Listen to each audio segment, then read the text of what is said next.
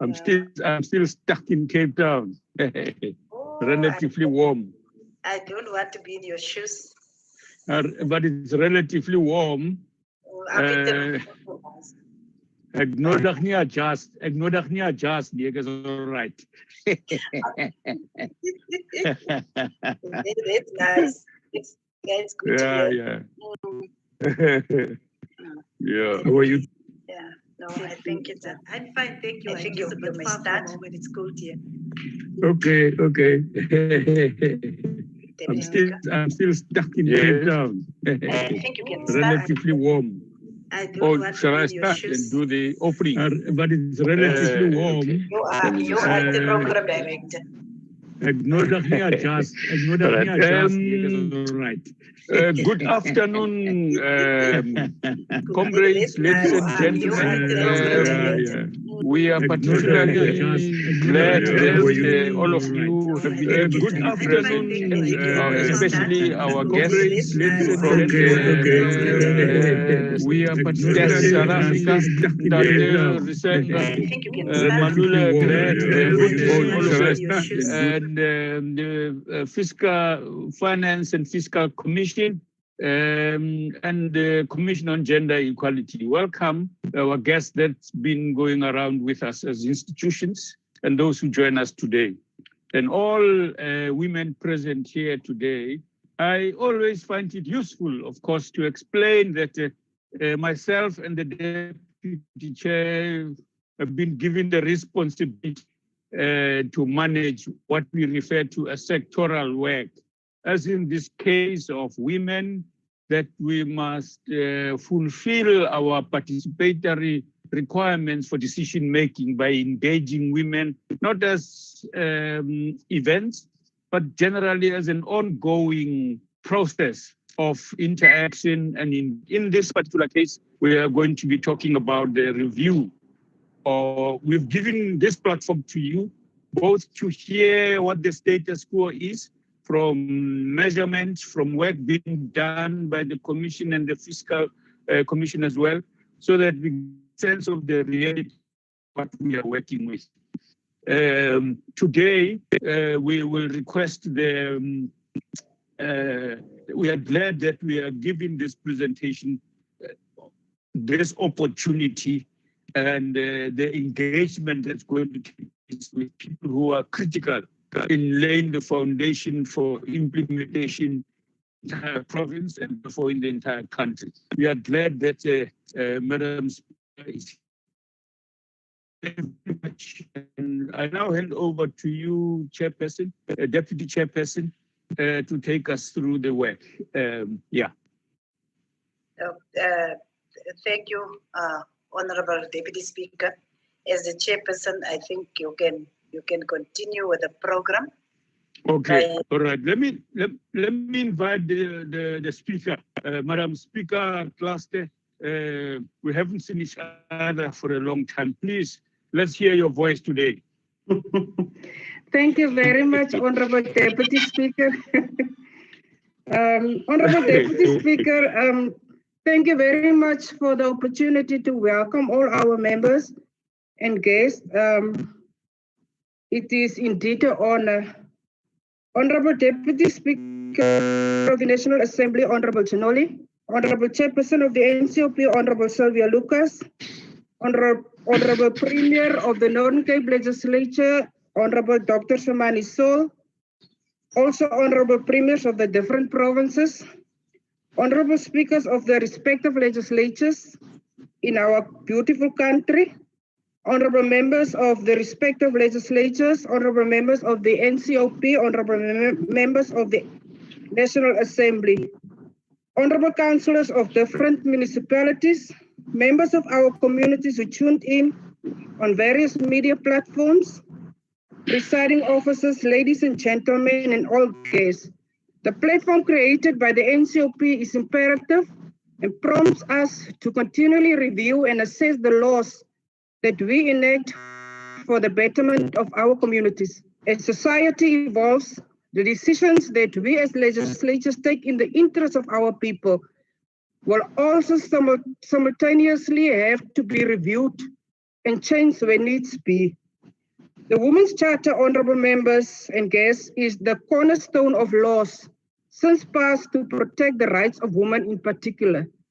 Amongst the crucial aims of the Women's Charter is the pronouncement for equal rights with men in relation to property, marriage and children, and for the removal of all laws and customs that deny women such equal rights. The Charter will never lose its significance and will continue to be a catalyst that unites women against political, social, legal, and economic injustices. The Bill of Rights also explicitly states that everyone is equal before the law and has the right to equal protection and benefit of the law. And further states that equality includes the full and equal enjoyment of all rights and freedoms. To promote the achievement of equality, legislative and other measures designed to protect or advance persons disadvantaged by unfair discrimination may be taken. The onus is on us as legislators to ensure that these rights are enforced, Honorable Deputy Speaker. We salute the founding members of the Federation of South African Women, our heroines, the likes of Mama Lillian Nkoi, Mama Ellen Joseph, Mama Florence Mkhize, Ray Alexander and Dora Tamana, and many unnamed struggle heroines who contributed to the cause. The vibrant spirit will always find expression in the decisions that we take for the protection of women in society. Protecting and empowering young women socially and economically should not be an optional extra, but a precondition for building consciously a caring, loving, and successful nation. Honorable Deputy Speaker, empowering young men and boys with the gospel of gender equality and a human rights culture from our homes is a sure way towards building peaceful, crime-free communities wherein children can grow in harmony. Honorable Deputy Speaker, the continuous incidence of gender-based violence in our country as a whole has seen both men and women calling for harsher sentences on perpetrators. In response to the increased incidence of gender-based violence, our Premier, Dr. Samani Saul, in the Northern Cape Province, has boldly launched a provincial interdepartmental task team on gender-based violence, which will look at pragmatic ways and means to strengthen and consolidate provincial government's capacity to deal with gender-based violence, and thus through the legislative imperative role of oversight.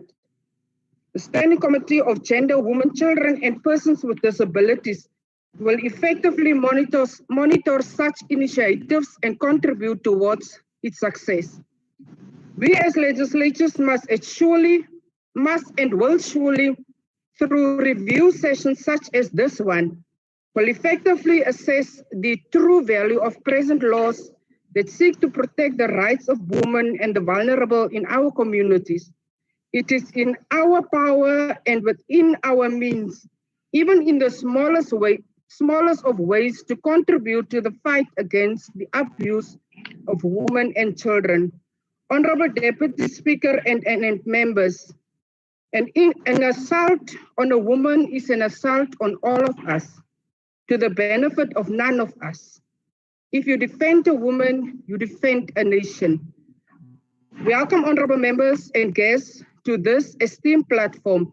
I thank you very much, Honorable Deputy Speaker.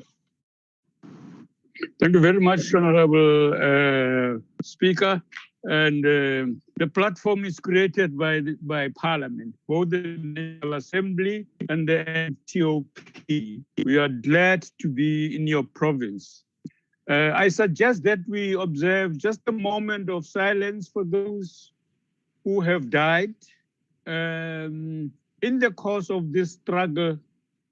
Women who have been battered as a result of violence in their homes and in the streets, in their neighborhoods, and those who have also passed on as a result of the COVID pandemic. Let's observe a moment of silence before we hand over to the Honorable Deputy Chair, Sylvia Lucas, to speak to us.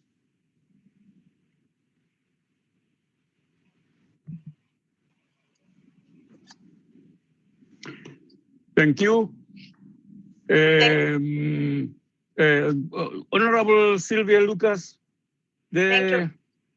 let me just say a word, because the speaker there just mentioned one of the women who I politically grew up under, Florence Mkhize in Lamontville. She was my neighbor, and I'm glad that she mentioned her. It was exciting to work under people of that integrity and of that commitment in the struggle for overall liberation and for the advancement of the cause of women. We are glad to be following in their footsteps, so to speak, to correct and sort things up. Thank you, ma'am. Please go ahead and speak.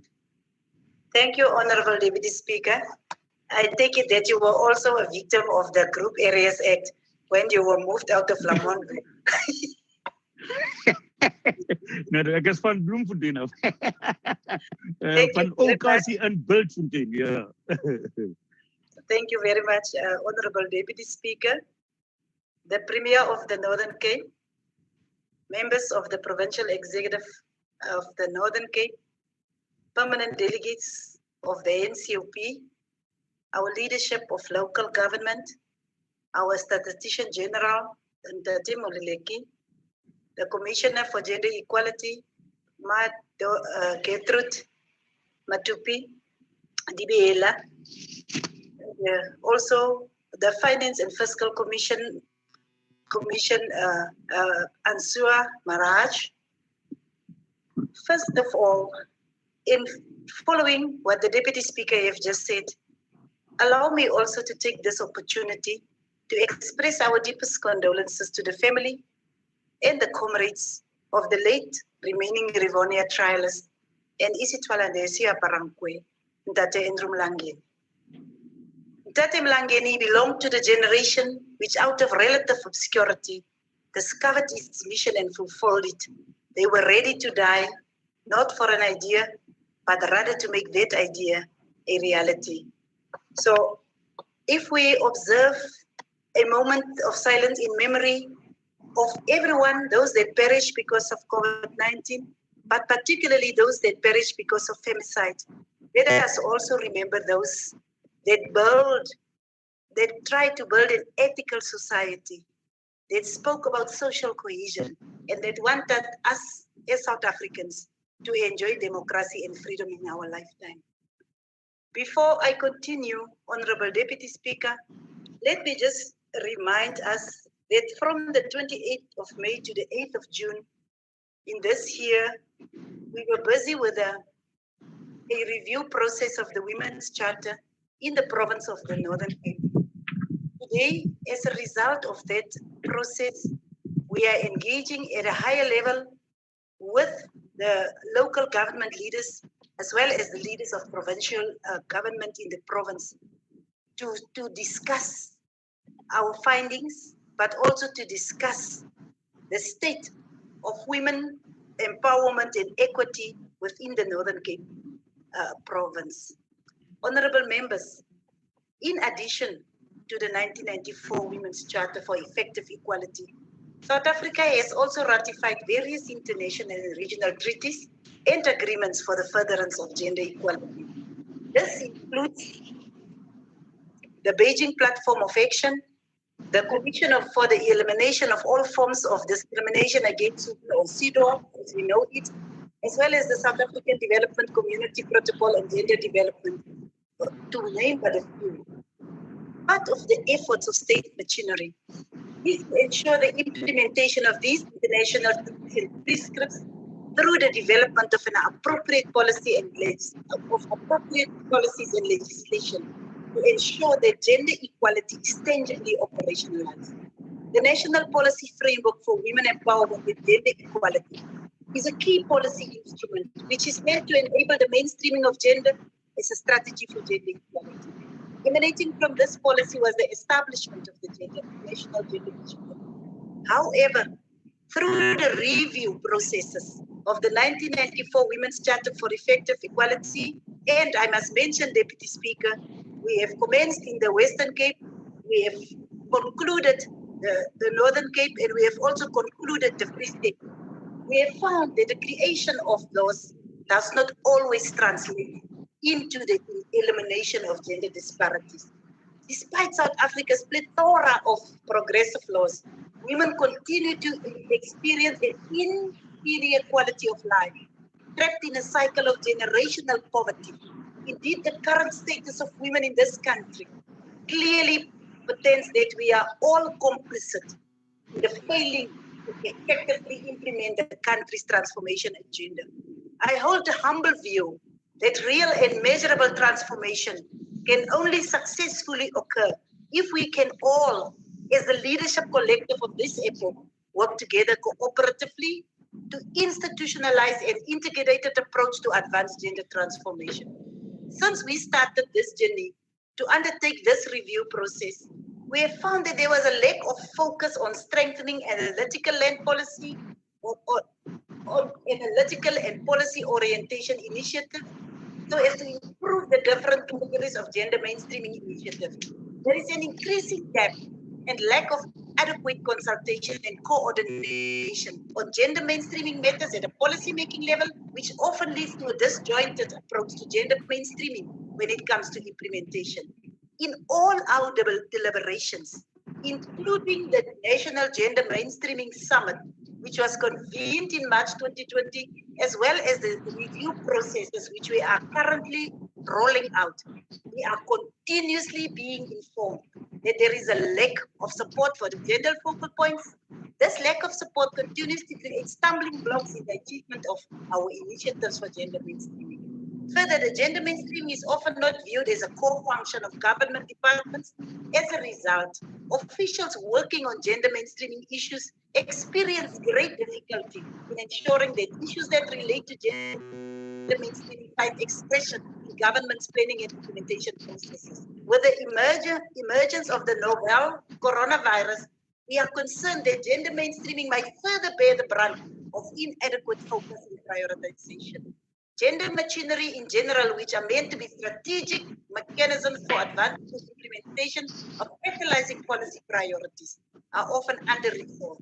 With complex budget lines and negative impact function, the weak coordination and systematic challenges of gender machinery often leads to silo structures where the required partnerships seldom have the opportunity to work cohesively together. While various mechanisms exist to make gender responsive budgeting mandatory across the three spheres of government, the majority of them are often fragmented and lack coherence and broad-based political support. There is also no concrete plan in place to incorporate the needs of the LGBTI community within government planning processes. Furthermore, there are also no gender-specific indicators. Data is not segregated so as to reflect the statistic of transsexual and bisexual individuals, so as to ensure better planning. Honorable delegates, participants, why are we here today? We are here to undertake an in-depth review of the systemic weaknesses in the NGM so that we can effect strategic improvement towards an effective and fully functional gender machinery at provincial and district level. We are here to ensure synergy and proper alignment in government's planning processes across spheres and localities to enable a common understanding and a common approach in advancing the country's transformation agenda. We are also here to identify systematic weaknesses that impede gender responsive budgeting, planning, and auditing. Most importantly, we are here to ensure that gender mainstreaming is effective so as to positively impact the lives of particularly South African women. We want to create a suitable platform, not only to assert Parliament's oversight and accountability role as provided for by the Constitution. We furthermore wish to create a solid partnership with the provincial government leadership to enable us to collectively develop the most appropriate responses to the challenges faced by our people.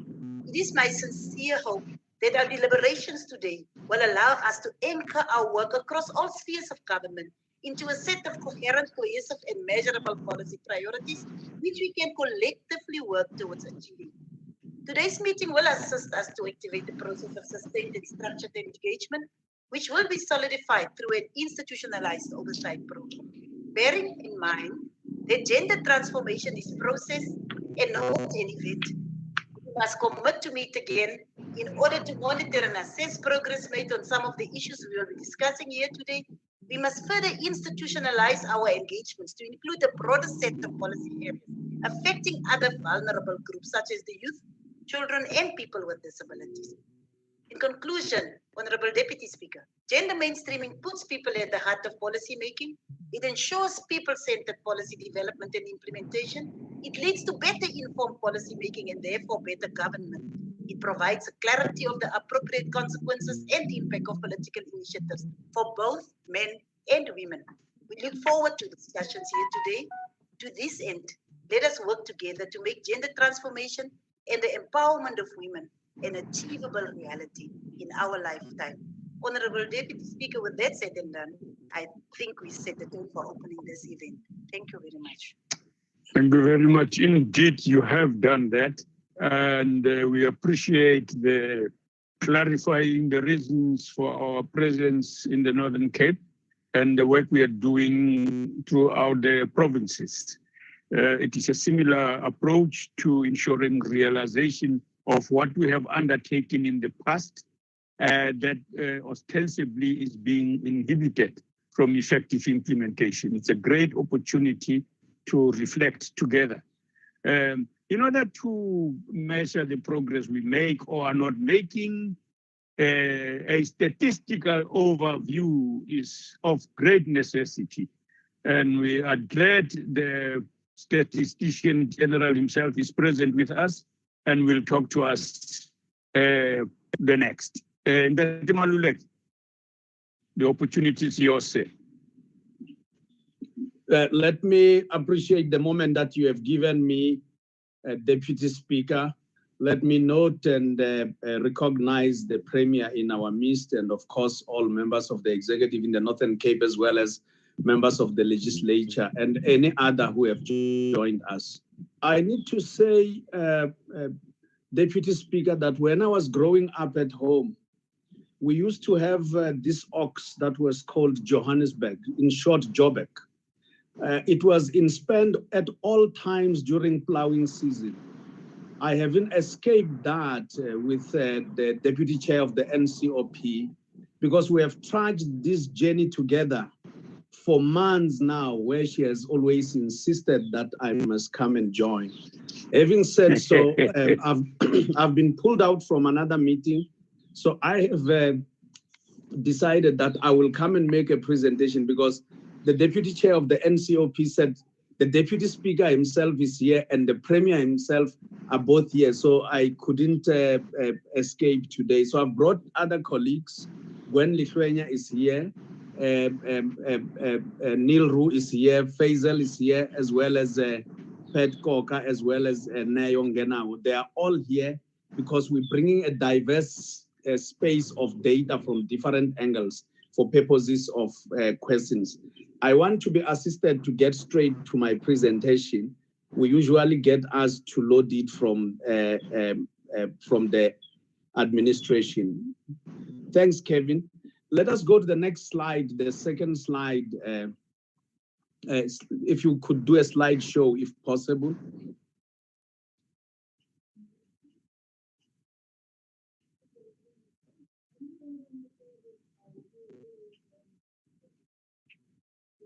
I will start presenting, but in the interest of time, as we do so, if you could move to the next slide so that I get straight to the presentation. Now, what is happening is that the population of South Africa as of the 1st of July 2020 is 59.62 million. And the majority of those people are in Gauteng. That is, Gauteng shares 15.5 million. That is the next slide, Kevin. And as it shares 15.5 million, it is followed by KwaZulu-Natal and followed by the Western Cape and the Eastern Cape. There are changes here in the way we were in 1996. In 1996, KwaZulu-Natal was the most populous nation. As of now, it has been overtaken since 2001 by Gauteng. So is the Eastern Cape. It's because Gauteng receives a lot of people from Limpopo, while the Western Cape receives a lot of people. Let me apologize a bit, Chair, and stop some noise in the background. Just my apologies.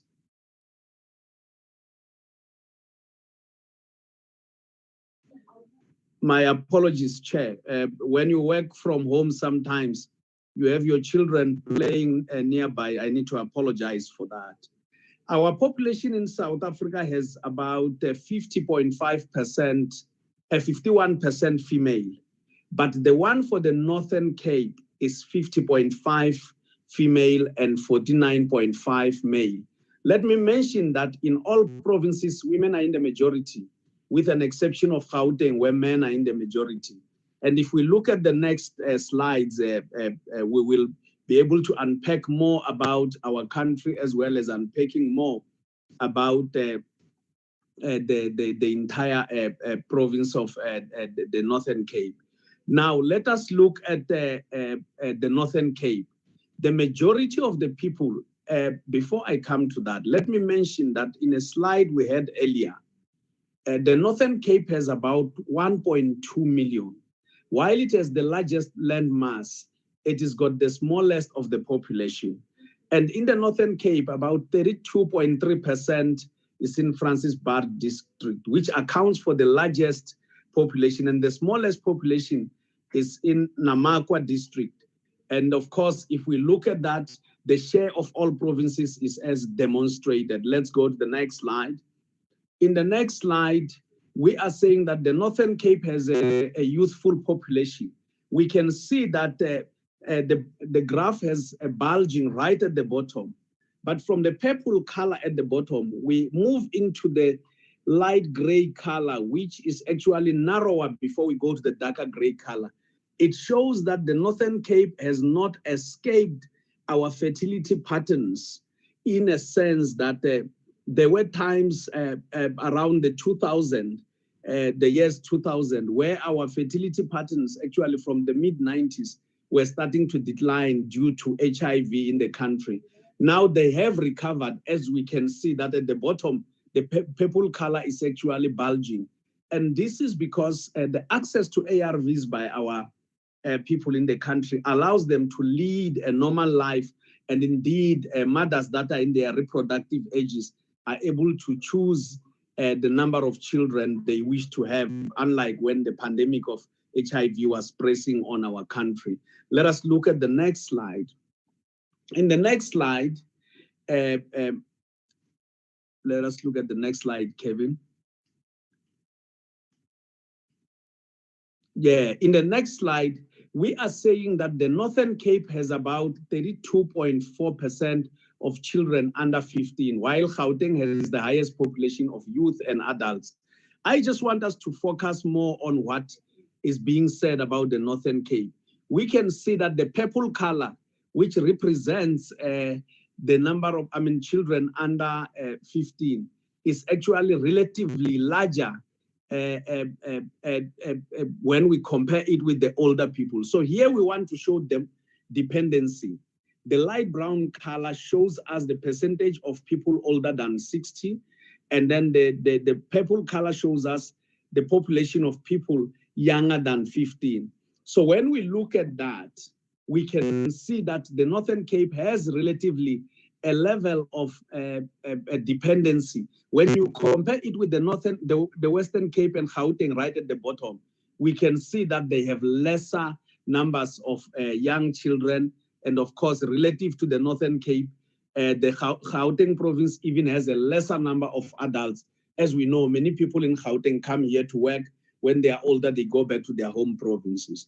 Let us go to the next slide, and I'll start moving faster in the interest of time. We are saying that in the Northern Cape, 44.8% of the children lived with their mothers only. We can see the Northern Cape, as demonstrated, it comes right from the top after Gauteng.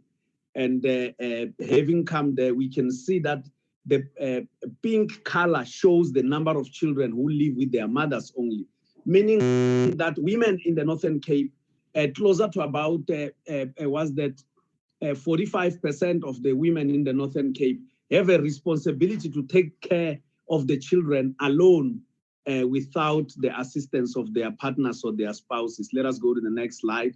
In the next slide, we are going to talk about employment. We are saying that the workforce of the working age population in the Northern Cape is about 800,000. As we know that in the Northern Cape, we have a lesser population compared to the country.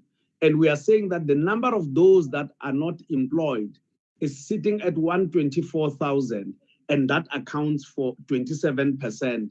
And we can see that in the red color. We still have those that are discouraged work seekers, which are sitting at 71,000. Kevin, I'm not sure, I'm used to presenting this, but I'm not sure if members are following because of the fact that we are not on slideshow. If we could still try slideshow for purposes of members to follow. But let us go to the next slide as we do so. The next slide then talks to issues of the official unemployment in the Northern Cape, which is sitting at 27%.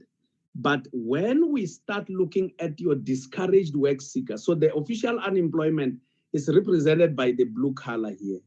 The yellow color shows us that when we move from there, we jump to in the middle of about the 40s, which means that we have relatively a lot of discouraged work seekers in the Northern Cape. And we can look at Gauteng, for example, above the national average, and as well as the Western Cape right at the bottom. When we look at them, both of them have narrower yellow colors, meaning that they don't have a lot of discouraged work seekers.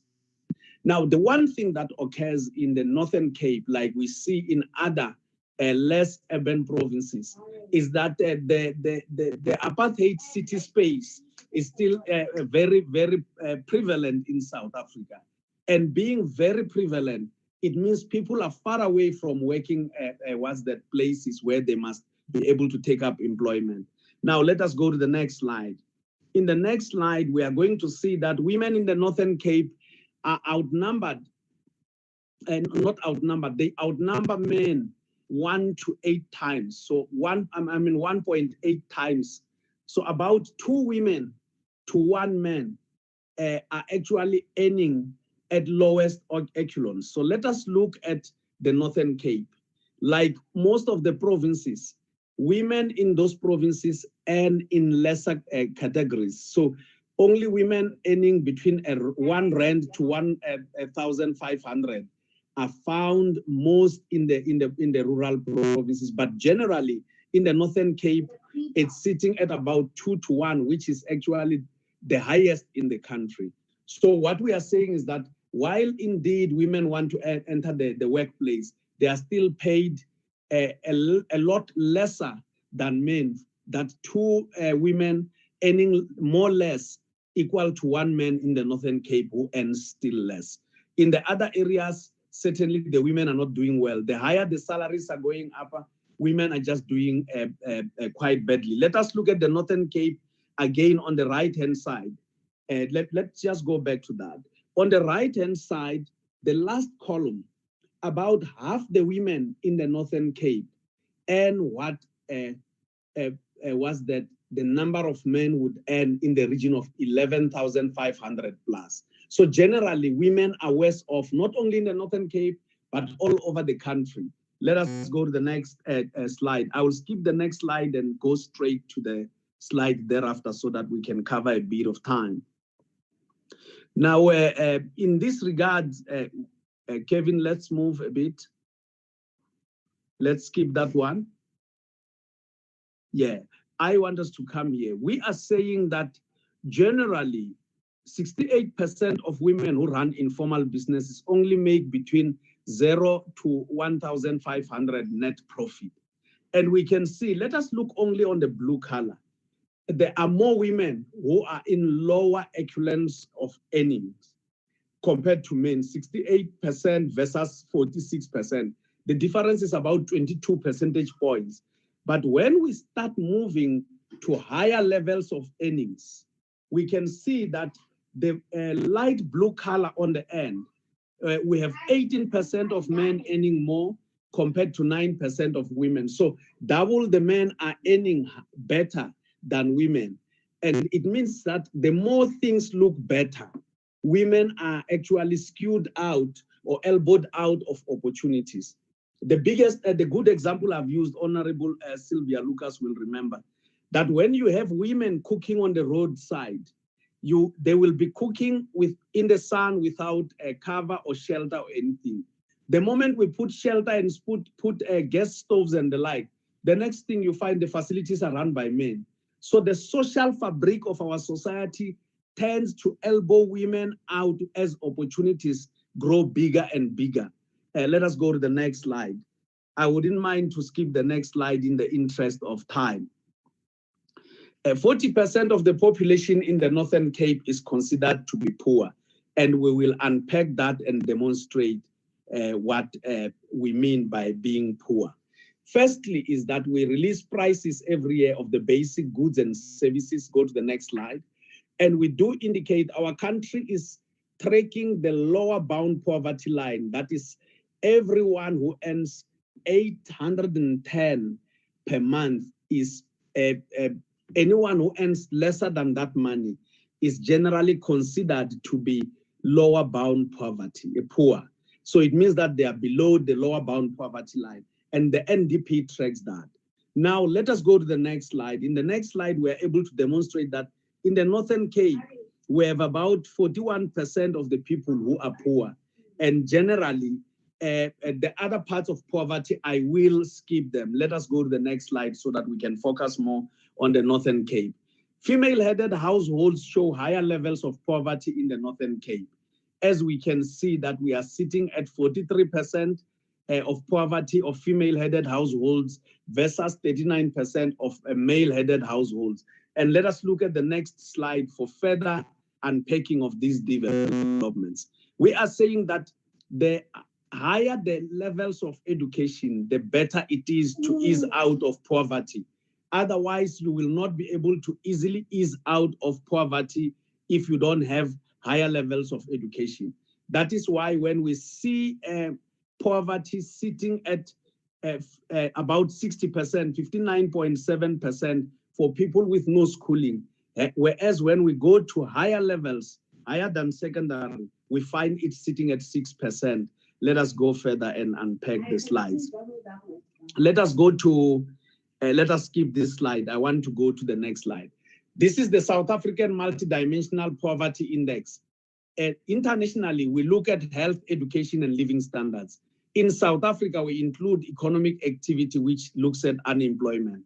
Let us go to the next slide. And when we go to the next slide, we are saying that generally, the Multidimensional Poverty Index of South Africa is sitting at about 7%.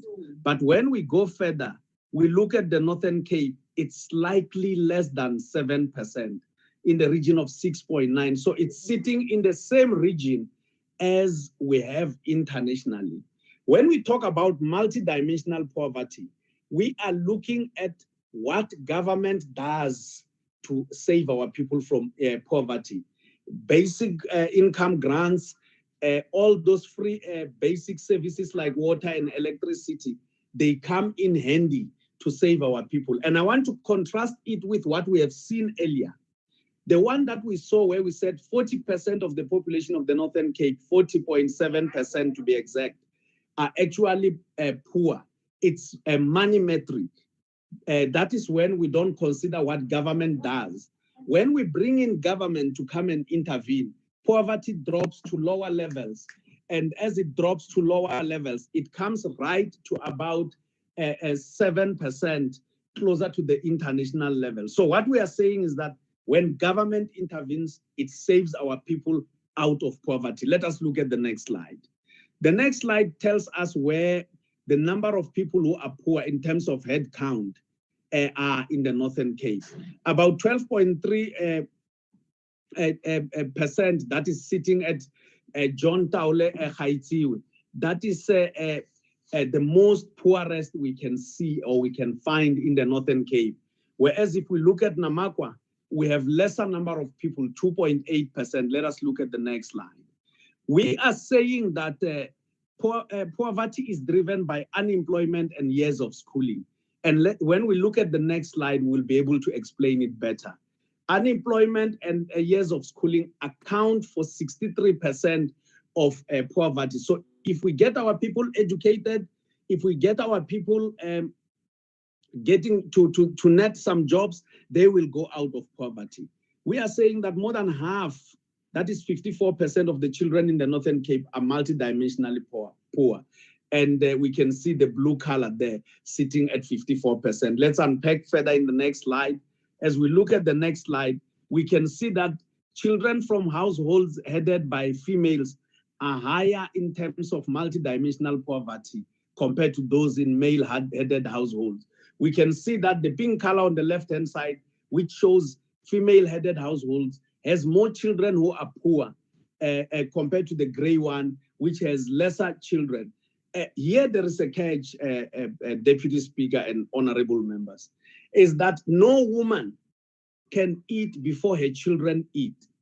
And if you have female-headed households that have more children that are poor, then it means it creates more problems for us, because mothers then are supposed to eat after their children have eaten. If they are more poorer, there's nothing to eat at home. Let's look at the next slide. In the next slide, we are saying that 11% of the children in the Northern Cape are deprived in 5 simultaneous dimensions. And when we say 5 simultaneous dimensions, we are looking at all dimensions that look at other other elements of deprivation, as in relation to health, education, lack of basic services, and the like. Let's go to the next slide. I want us to move a lot more faster. Let us go to the next slide. In the next slide, we are talking about the national Gini coefficient. The lesser the number, the more equal the society is. As we can see that in 2006, we were sitting at 0.67, and now we have dropped down to 0.65. It means as a country, we are becoming closer and closer to equality, but there is still a catch when we relate to women. Let us look at that. Let us look at the next slide. Let us look at the next slide. I think my slides are gone now. I'm only seeing myself and other members. Kevin, let's try to get the slides again. Thanks. Let us go to the next slide.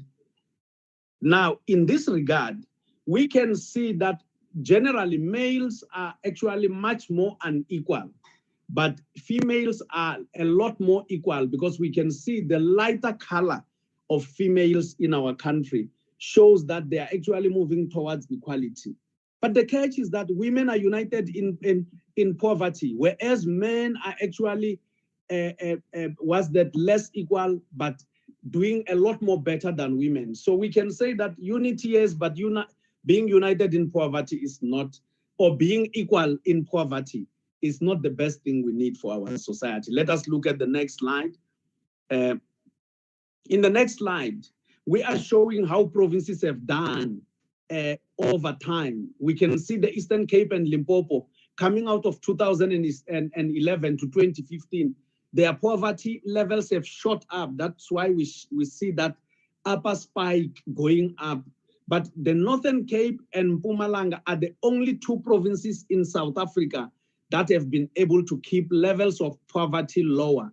We can see the Northern Cape at the right-hand side, coming out of 2006, 2009, 2011, and now in 2015, as the last data we have on poverty, has been able to keep poverty levels lower.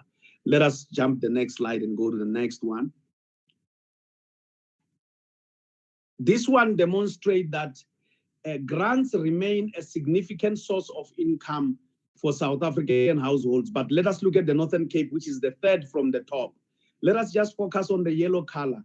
It has got about 30% of the households depending on grants, meaning that while it has 52% of the population depending on salaries, 30% are still depending on grants, which is relatively higher when we compare it with the likes of the Northern Cape.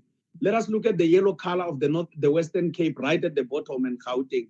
They are narrower, whereas for the Northern Cape, the Eastern Cape, Limpopo, and the like, they remain higher, meaning that grants are actually the ones that are sustaining our people. If 30% of our households are depending on grants. Let us look at the next slide. I would like to skip these 2 slides. I will just talk to them as we are skipping them. These are about water and electricity. What I can say is that the Northern Cape has done well in water and electricity because it has now gone above the national average, whereas like most of your outside provinces from main urban centers, it had started at a low base. Now, let us look at the next slide. Let us skip this one. Within the Northern Cape, about 30.1%, that one, yes, about 30.1% of female-headed households are likely to run out of money to buy food. As we can see, when we unpack in terms of running out of money to buy food, the Northern Cape is sitting at 30.1%, but these are the ones that are headed by females. If you look at those headed by males, it's about 25.8. So there's a difference of about 4 percentage points of people who will run out of money to buy food. Next slide. In the next slide, we are saying that 44% of female-headed households in the Northern Cape do not have an employed household member. And let us look at the dot that tells us where the Northern Cape is. When we compare that nationally, generally, households headed by women are without a person who is employed far worse than households headed by men. We can see when we look at every province, perhaps with an exception, not with an exception, almost all of them, whereas the Western Cape and Gauteng are much better, the Northern Cape still shows proportions that are higher. Look at male-headed households in the Northern Cape, where the dot is. It's 24% of male-headed households versus 44%. The difference is about 20 percentage points, meaning that when women do not have a person who is actually employed, men have half that number in the Northern Cape, which means that women are still worse off. Let us look at the next slide. When we look at the next slide, we are going to see women that is 16 years and above in the Northern Cape are more than double the national average in relation to being victims of assault. The Northern Cape is leading the pack here.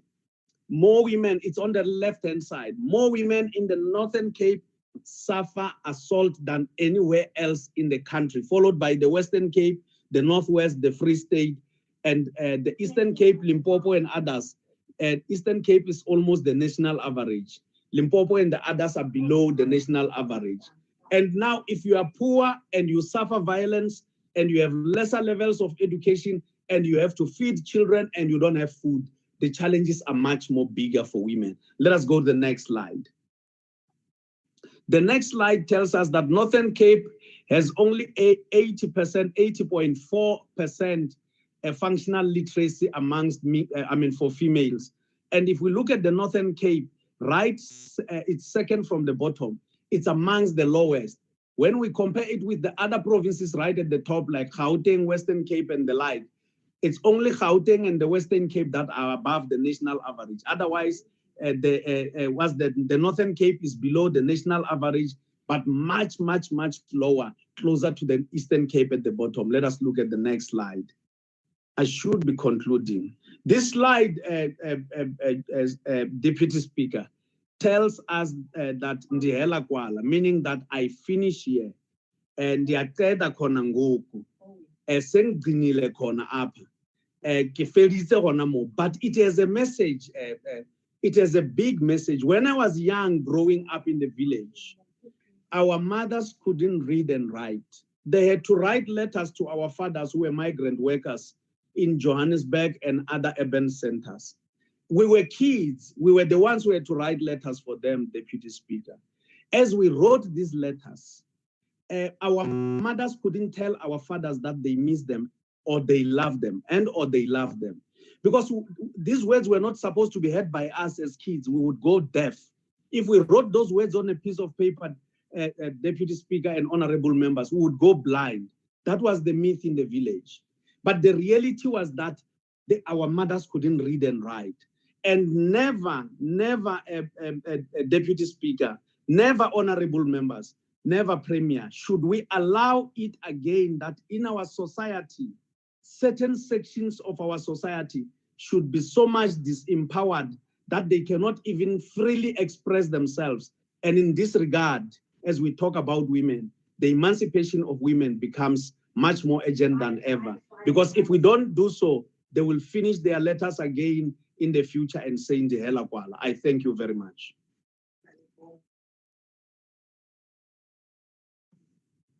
Thank you, Ndade. Those numbers really dramatically express the story of the country and of the Northern Cape. We request that please, members, wherever you are, please keep your notes of issues you want to raise with the speakers. We would like to put in the next speaker, and that's Commissioner Mutupi.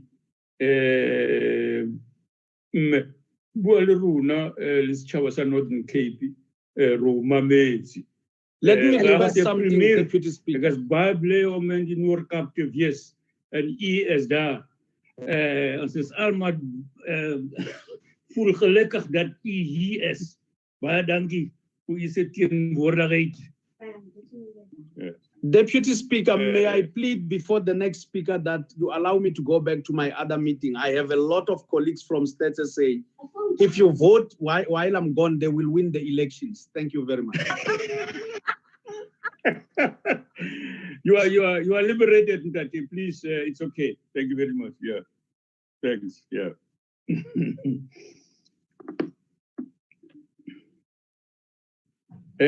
Commissioner from the Gender Equality, unmute your mic, please.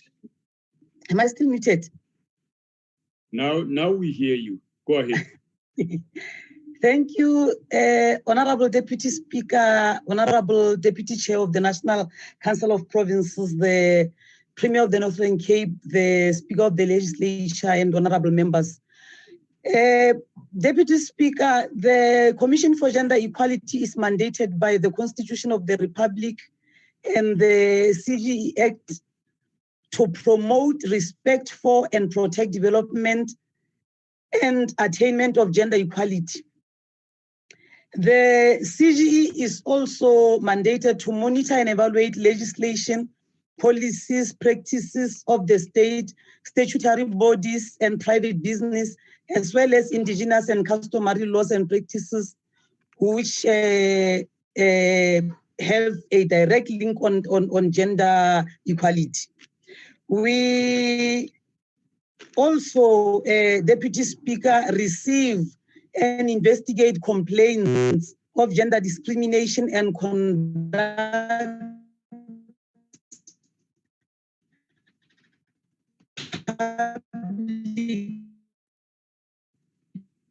awareness and education on gender equality and litigate. The purpose of gender mainstreaming particular municipalities by the Commission for Gender Equality, the key objective of this process is to assess, amongst others, progress made by local government in achieving gender equality through gender transformation and gender mainstreaming approaches as follows. To establish whether municipal IDPs are engendered, to further establish if there is an enabling policy environment at municipal level to embrace gender equality and women empowerment interventions, to promote the use of gender mainstreaming approaches in planning, budgeting, implementation, monitoring and evaluation, and audit public services at local government level, to facilitate a gender responsive identification, analysis, and formulation of policies and programs at local government level and other levels of government. Our work in the Northern Cape, Deputy Speaker, we have assessed municipalities in this province and we found that there is lack of responsiveness and willingness to participate in the gender mainstreaming processes as initiated by the Commission. There is lack of resources in municipalities, minimal decision-making. Large segments of the workforce are still male-dominated, and women still experience barriers to enter in the leadership in workforce. That there is lack of gender transformation policies and plans. There is non-compliance to the gender policy frameworks. There is non-compliance to the national gender policy frameworks. There is no there is a skill gap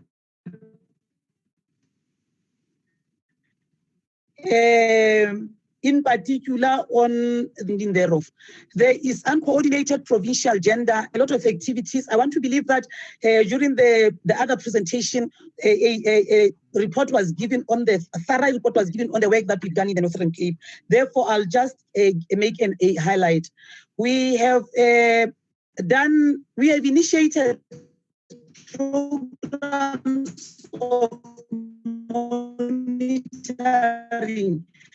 gender mainstream actually with private sector in this province, as well as the Sol Plaatje University. And the work we've done was with ESCOM, where we were through our national office. And we also had the same with the Sol Plaatje University. We've had the same with Vermeulen, Build It, company decreased, and there was no significant change to the racial component of the company. The company remains 100% white, male-dominated, top and senior management due to the sole ownership. But we did engage them on ensuring that this the status quo changes. We have also had other activities that include the shelter hearings, and we found out through this investigative hearings that the Namakwa district does not have a shelter at all. And we raised this issue with the Department of Social Development as per commitment of the department in their attention, and will reach a finality. We had a case of harassment at the Sol Plaatje municipality, which we investigated, and we believe that there was no commitment to ensuring that the matter is closed, because it was investigated within the municipality for a period of over 2 years, which is highlighting lack of effective policies to address gender discrimination within the municipality in itself. Because if there were policies and processes, the matter would have reached finality even before it goes beyond 2 years. We've had legal clinics as well in the province, and I would not go to the clinics one by one. The issues that were raised during the clinics were unfair labor practice in the province. We also identified that there were an issue with health practitioners who cannot deliver services on a daily basis to rural areas, such as Loersfontein, if that's the pronunciation is correct, resulting in delaying medical responses for the communities there. We also found that the court services were very poor. People waited for long for maintenance, and most of the time the respondents refused to attend to court in the province. And like I had said, Deputy Speaker, I would not repeat what we had reported in our initial presentation, but these are the issues that we found. I must also mention here, Deputy Speaker, that there was an issue of emergency health services to rural areas in the province, which the Department of Health, after we had engaged with them, had addressed, and we believe that the community there is being serviced at the moment as we speak. I thank you. Thank you very much, Commissioner. You build well on what the Statistician General pointed out in her comments. And we will now go to the, maybe before we do that, shall we perhaps allow for questions and so on? Deputy Chair, what do you think? I think we've had 3 intense presentations, in fact 4 or 5. But for a brief interaction, and then we can go into further presentations. Well, I think we've got the full report in front of us. Why don't we allow Ansuya to go, and then we will go into interaction after that. Then at least we have finalized the institutions. Okay. Okay. Who gives us the full report? The report we've got it. Everyone has got that report. That is a summary of the whole deliberations that we had in the Northern Cape. Yeah. So that's why I'm saying let Ansuya possibly just finalize her presentation, and then we can go on from there. All right. Let's take Ansula. She's looking at me with absolute anger. She wants to give me a feast. Fortunately, the Premier is present, so I'll be defended properly. Honorable Ansuya Maharaj from Finance and Fiscal Commission. Deputy Chair, please give her the message of a meeting that you and I were in the other day. She must do the job. She must talk to our people in Parliament here. Ansuya, you'll get that message from the Deputy Chair. She'll brief you properly. You have your work cut out. We will go through give us pledges. Okay. Thank you so much, Honorable. In fact, all protocol observed in terms of everybody present, and thank you so much, Honorable Chairperson, honorable members. I will be co-presenting with my colleague, Ms. Nomonde Madabula. She is on as well, and she will go through the technical parts as well as some statistics we have regarding the Northern Cape. Essentially, as the Honorable Chairperson had mentioned, I am from the Financial and Fiscal Commission. I'll briefly talk about the role and the function of the Financial and Fiscal Commission and the research that had been undertaken by the FFC, as well as a few concluding remarks regarding the legislation. Honorable Chairperson, the role and function of the FFC is that the Financial and Fiscal Commission is an independent permanent statutory institution that's established in terms of Section 220 of the Constitution. And the enabling legislation is the Financial and Fiscal Commission Act of 1997.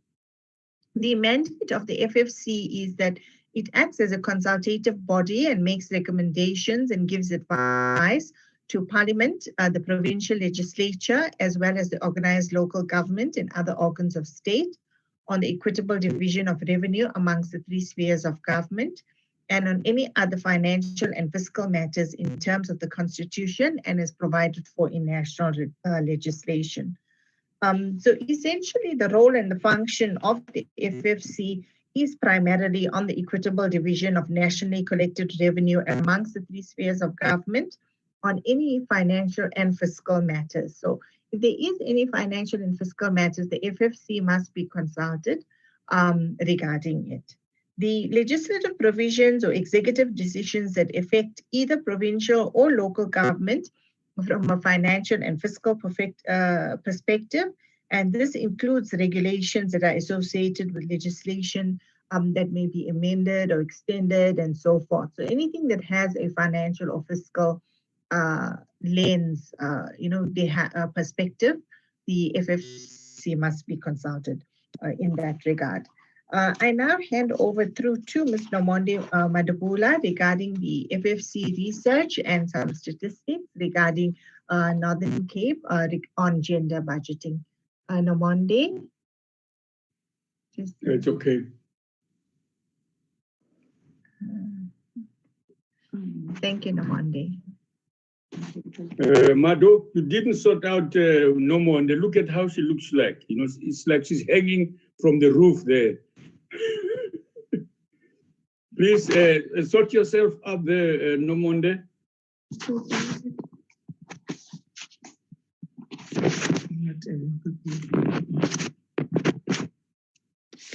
That's better. That's better. Go ahead, mate. Thank you.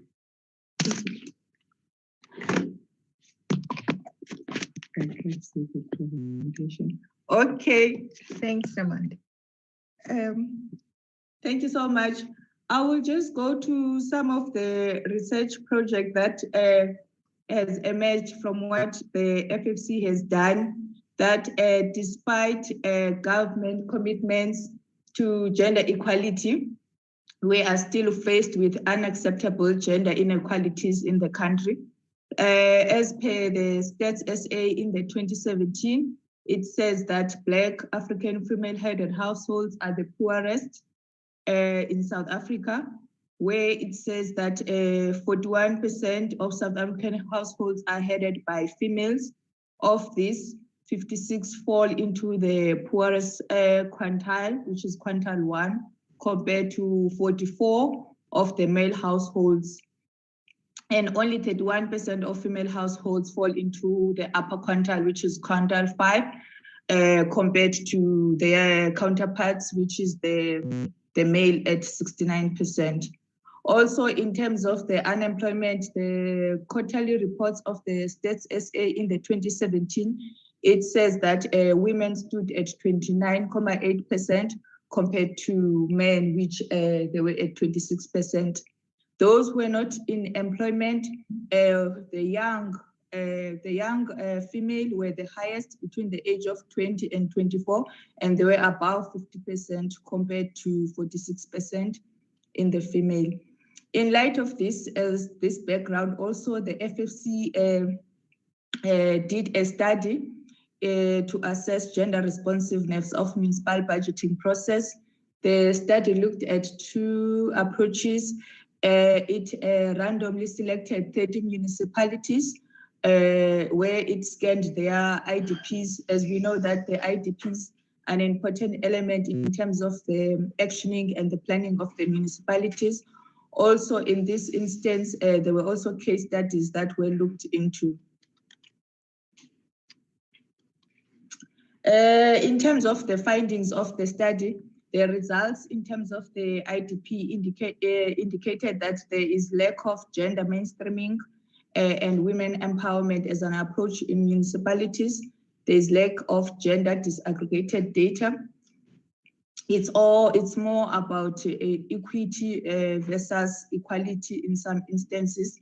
And there were also weak translation of gender equality commitments to fiscal commitments. Like in the case, some of the municipalities in the Northern Cape that were looked at, it's like the Namakwa district, where it was found that in the Namakwa district municipalities, while there were women empowerment projects and there were only women empowerment and gender-based violence projects in the Namakwa district, there was nothing that was reported in terms of gender equality and equity. Also, in terms of the municipalities that we looked at, in terms of the IDP scans that we mentioned, the Kaima local municipality, actually it recorded nothing when it comes to gender mainstreaming, women empowerment projects, whether they are gender-based violent project or any other projects that are related to maybe in terms of the calendar or their women's day and all that. They didn't record anything except the Namakwa local municipality, where it had some, it acknowledged that it does have some gender equity in terms of hiring women in its municipalities. In terms of continuation, as I've indicated, that there were also the findings of the case study indicated that data was actually not disaggregated to find out whether between males or females even in terms of unemployment or employment, what is the status there. Also, the gender discourse is events driven, as I've indicated, that if there's a Women's Day, then you will see some of the municipalities partaking in those activities, and then it will end there. There were also poor institutionalization of gender responsive budgeting and absence of analysis of the gender impact on existing revenues and expenditure in the municipalities that were looked at. Also, there were absence of municipal gender mainstreaming strategy. Those who make decisions have limited knowledge of what is it that they should do in terms of gender mainstreaming. Also, in terms of gender equality indicators and the collection of gender disaggregation, it was limited. So the FFC at the time, it recommended that the national and provincial government should run gender budgeting pilots in a few municipalities and evaluate the results before a wider application can be done. These pilots could be linked to ensuring gender disaggregated data for key conditional grants as per the grant framework. Also, the FFC indicated that there needs to be, the national and provincial government should ensure municipal integrated development plans, institutionalize gender planning by sector, like water and sanitation, the LED projects, as we know that a project like this, they do relieve the plight that women find themselves into. Also, the national and provincial government should provide guidelines for collecting sex disaggregated data for budgeting processes, because in most instances on the IDPs where the municipalities have reported, it's all about the matter of saying, okay, these are the females that are employed, these are the males that are employed or unemployed, and then it ends there. And that data is not used to do some budgeting sensitive projects in those municipalities. So in terms of the government response at the time, government supported the proposal as it indicated that it will ensure that the collection and allocation of public resources is effectively carried out and contribute to advancing gender equality and women empowerment. It will also provide tools to assess the different needs and contribution of women, men, boys, and girls within the existing revenue expenditure and allocations. And government response at that time, it said it will call for adjusted budget policies to benefit all groups.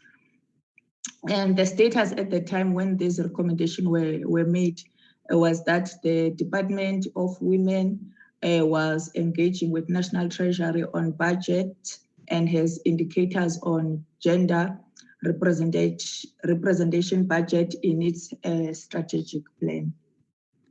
The next recommendation that was done by the Commission was that the local government should institutionalize gender responsive budgeting process linked to their IDPs, build capacity for gender mainstreaming and gender responsive budgeting at local level, ensure gender responsive appropriation and budget allocations, as well as ensure gender sensitive public participation and consultation at local level.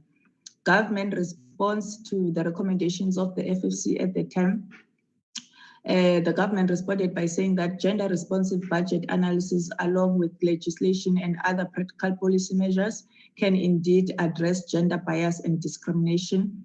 It is indeed a step towards increased accountability and transparency. However, the proposal implementation may be hindered by capacity constraints at the municipal level at the time. So since that recommendation, there was no record of any progress that has been made so far.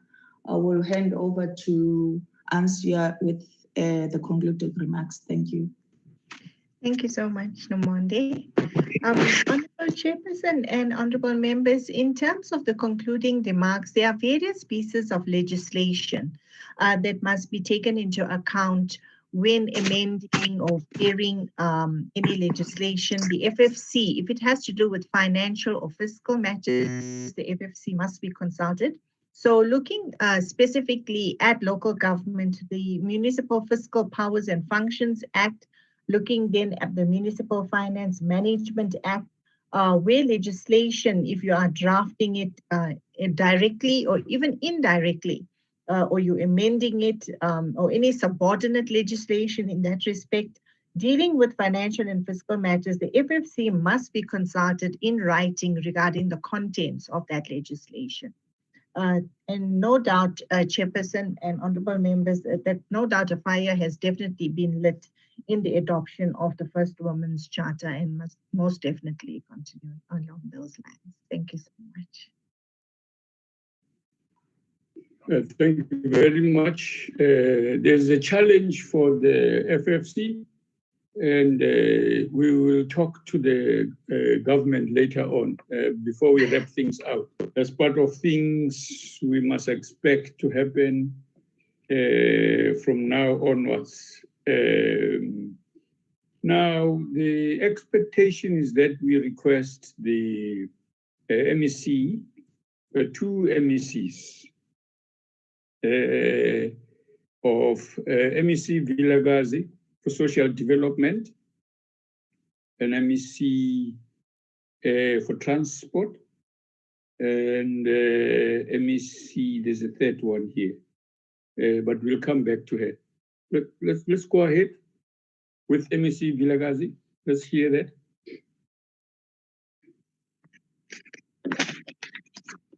Thank you very much. Before you start, I think we should say to people, you can, like some have already done, switch off your screen, go grab yourself a drink. It's okay, as long as it's like something like tea, something friendlier like that, and water. Nothing more radical than that. Just a short break. But it's Friday. Balancing. Not Friday waters. It's Friday. Hey, Friday is gevaarlijk, man, for us, yeah. Okay. Yeah, thank you. All right, go ahead, Vilakazi. Thank you very much, Deputy Speaker. The Deputy Speaker of the NCOP, the Deputy Chairperson of the NCOP, our Premier of the province, members of Parliament, protocol observed. Let me first say, we are, as the Department of Social Development, presenting to you what are our plans and what are we currently doing in terms of protecting our victims of gender-based violence in the province. So basically, we're gonna concentrate on our shelters and centers. The introduction, gender-based violence and femicide is a global challenge that South Africa as a country is faced with. Women and children, especially the girl child, are raped, assaulted, and brutally murdered by people who are supposed to love them, nurture them, and also protect them. Women suffer harm and experience horrific kinds of victimizations in their homes, making them vulnerable and in a need of a safe and secure environment where they are protected and their needs taken care of. In responding to the identified need for these women who become victims, the Department of Social Development implements the following services. Interventions undertaken to avail more safe houses, Thuthuzela care centers for women. Let me start with the status of our centers and shelters in the province. The one in Francisburg, which is Kimberley. Kimberley Shelter is situated in the Francisburg district in Galeshewe and provides services to victims of gender-based violence in the whole Francisburg district. This is a 10-bed capacity center. 3 house mothers are responsible for provision of immediate needs and support to victims while they are at the shelter, and the departmental shelter, and the departmental social worker is responsible for provision of the therapeutic services. The center is owned and managed by the department. We also have another center at the Pixley Kaseme, which is a Tembini Center. eThekwini Center is in the Pixley-Kaseme district in DR and currently providing services to victims in Mthanjeni and other municipalities in the district. This is a 12-bed capacity center. It is an NGO managed and the department is funding the running costs. 2 social auxiliary workers and a social worker are subsidized to provide services to victims at the shelter. The center is the property of an NGO. In Colesberg, the Colesberg shelter, which is still in the Pixley-Kaseme district. Colesberg shelter is also in the Pixley-Kaseme district in Colesberg and providing services to victims of gender-based violence in Msobomvu municipality. This is a 5-bed capacity center. 3 house mothers are employed to provide immediate needs of victims, and the social worker provides therapeutic services to victims. This center is owned and managed by the department. Bopaneng Center. Bopaneng Center is situated in the ZF Mgcawu district in Uppington. It is a 6-bed capacity center providing services to victims in the ZF Mgcawu district. 3 house mothers are taking care of the daily needs of victims, with 1 social worker responsible for provision of therapeutic services. The center is the only shelter that accommodates and provides services to victims of human trafficking in the province. This center is also owned and managed by the department. We also have the Princess Pofadder. This one is also centered in ZF Mgcawu based in Keimus. It is a 5-bed capacity. 2 house mothers are responsible for immediate and continuous support to victims. The social worker responsible for Bopeng Center is also responsible for services at this center. It is also owned and managed by the department. We also have a Nsansabane shelter, which is also in the district of ZF Mgcawu in Postmansberg. It is a 5-bed capacity center. This was donated to the department by the Kolomela mine, but is still not operational due to the finalization of the memorandum of agreement between the Department of Roads and Public Works and Kolomela mine. Pankara Badulong White's Door. This one is in John Taule Khayutsirwe, which is Kuruman. It is a 3-bed capacity and providing services to the victims in JTG. Services are rendered from a private property, and the department is funding the daily needs of victims at the center. The owner of the property, who is the house mother, is responsible for daily care of victims, and the social worker provides therapeutic services to victims. Sawading White House. The Sawading White House is also situated in JTG, which is in your Kuruman district. It is a 5-bed capacity center. It was donated to the department by Katu Solar Park. The center was officially opened in October 2019, but is still not operational due to maintenance of the roof and installation of a solar system. And then we will give a brief report on the number of women and children that we are currently having in the centers. We will start with the first quarter from April up until June. So what I'm gonna do, I will give from April how many women we are admitted in the different centers, in the different regions throughout the province. In April 2020, we admitted 19 women in the different shelters in the province, 14 children, which gave us a total of 33. In May, we admitted 23 women in the province, in the different districts, children 19, the total of 42. And then in May, we admitted 20 women, 9 children, and 29, which gave us a total of 29. The overall total of women and children that we admitted between April and June, it's 104 in the different centers in the province. The department also identified the need for shelter services in the following areas. I think colleagues, you did listen that in JTG, we don't have a shelter.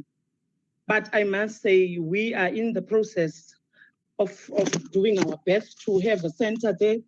We already have consultations with the MEC of Public Works, the MEC of Roads and Public Works in the province, so that we can finalize that one of Namakwa, because it's very important to have a shelter there. So Namakwa those are the areas that I will mention now that don't have shelters. Namakwa, which is Springbok, and then again in Namakwa, which is Calvinia, and in Pixlika-Seme, which is Douglas and Priska. The Namakwa is the only district that does not have a shelter currently. Pixlika-Seme has identified a need to have additional shelter in Douglas or Priska to serve Sianguma and Siatemba municipalities. The department has noted an increase in reported cases of gender-based violence in those areas, and the victims are currently transported to DR for shelter services. A request was made to the Department of Roads and Public Works for suitable buildings. As I have indicated earlier, that we are in consultation with the MEC of Public Works. The National Prosecution Authority is responsible for the establishment of the Thuthuzela Care Centers in the Department of Social Development, and the Department of Social Development provides a social worker to tender care, counseling and support services to victims.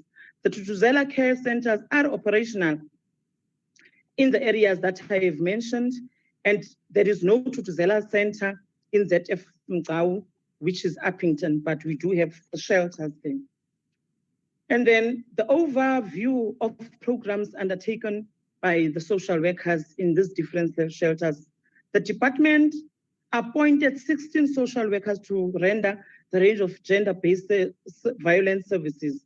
These were unemployed graduates, and despite them being trained and inducted, they need ongoing support and supervision. They are located as follows.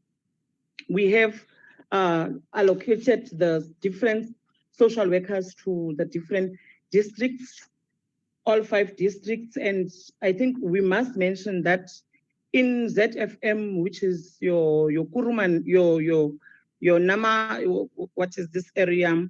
In ZFM, Kakamas, which is the hotspot when it comes to gender-based violence, the social worker there currently resigned.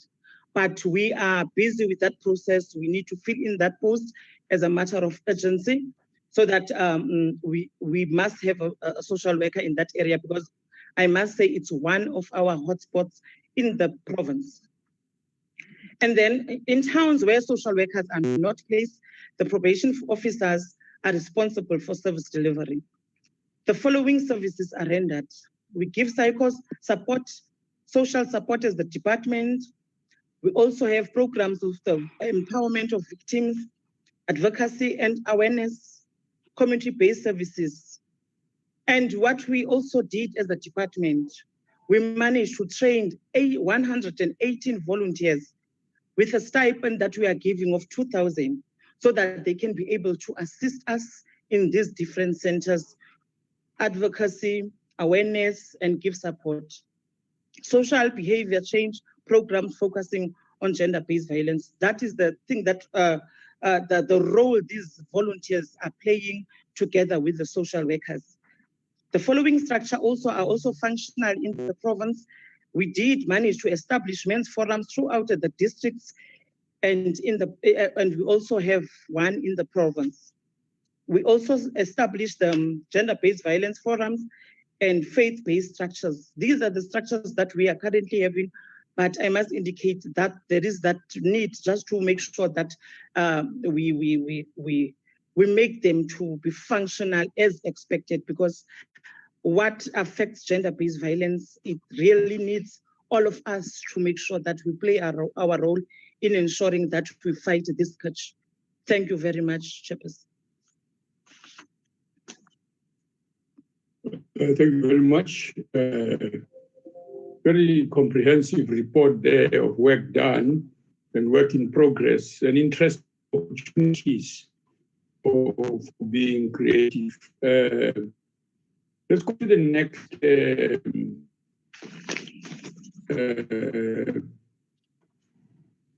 presentation. And that's the MEC for,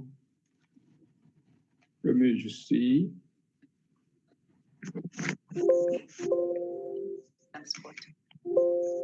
Transport. Is it for transport? Yes. Honorable Bloom, it's your chance, ma'am. You've been around and quietly looking at your notes there. We are ready to hear you out now. All right. Thanks.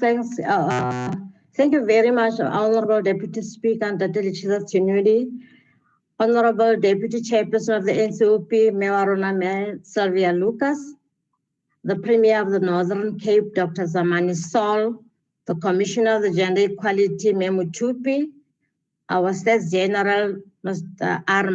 Maluleke, and the FFC rep, who is Ma Ansula Maharaj, and executive members, all councillors, and everyone present. As the MEC responsible for transport safety and liaison, I would like to outline interventions in place to address the endemic nature of the GBV, which is the gender-based violence and the femicide in the province. It is for all of us an imperative guiding directive to ensure our governance structures celebrate, embrace, and entrench the rights of women. We must collectively and actively fight any and all notions, attitudes, and practices that undermine the systematic weakening of the self-determining force of women in government. We have women occupying seats of power and influence in their own rights. Just as we lift other women up, we need to ensure that women already occupying spaces in power like in politics, economics, governance, and in society are imbued with legitimate and clear directive, allowing their voices to carry weight independent of the sanction of a man. It is not 50-50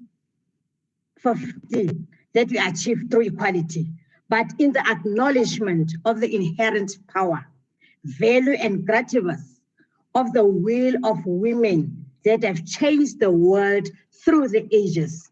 Now, as a department, within the scope of its obligations, as several programs and interventions to address women's equality, and especially we're ensuring we put measures in place to promote safer and supporting environments for women in our communities. The approach of the program of civilian oversight in the Department of Transport Safety and Liaison will mainly focus on providing advocacy on gender-based violence and emotional and physical support at victims-friendly facilities. Now, through our procurement systems, the department continues to commit itself in ensuring that women are empowered through procurement awards. To address some of the existing needs in the sector, an amount of 1,802,000 is set aside for transfers to NGOs, non-governmental organizations, including the South African Network for Women in Transport, which we know as SANWIT. The department will host a career expo for girl learners during February 2021, focusing on maritime transport in the Namakwa region. The department aims to familiarize and expose the students to the diverse career opportunities in the maritime transport sector. Our monitoring and evaluation unit will ensure that all service delivery complaints received against SAPS members will be resolved. We are using the National Monitoring Tool and the Domestic Violence Tool to measure compliance and inform performance improvements. Now, other projects include the Docket Archive Storage Tool, which is the DASAT, to ensure safekeeping of police documents, and the criminal law forensic procedure of the DNA project to ensure availability of crime kits at family violence, child protection and sexual offences unit, which is the FCS at police stations. Now, through these programs, we will ensure that SAPS implement all independent police investigative directorate's recommendations, including a court watch brief at all district courts in the province. In line with the Northern Cape Provincial Crime Prevention Strategy 2030, the department will implement 5 provincial integrated social crime prevention programs to address the root causes of crime in the province. Now, programs will focus on substance abuse awareness, stopping violence against children, youth, and women, as well as community mobilization and outreach. Now, the department will continue to assess victim-friendly facilities to ensure that the rights of victims are protected. They are treated with dignity and they are not subjected to secondary victimization. This is especially important when it comes to gender-based violence and other ability to provide a safe space for vulnerable women and children who have been through trauma.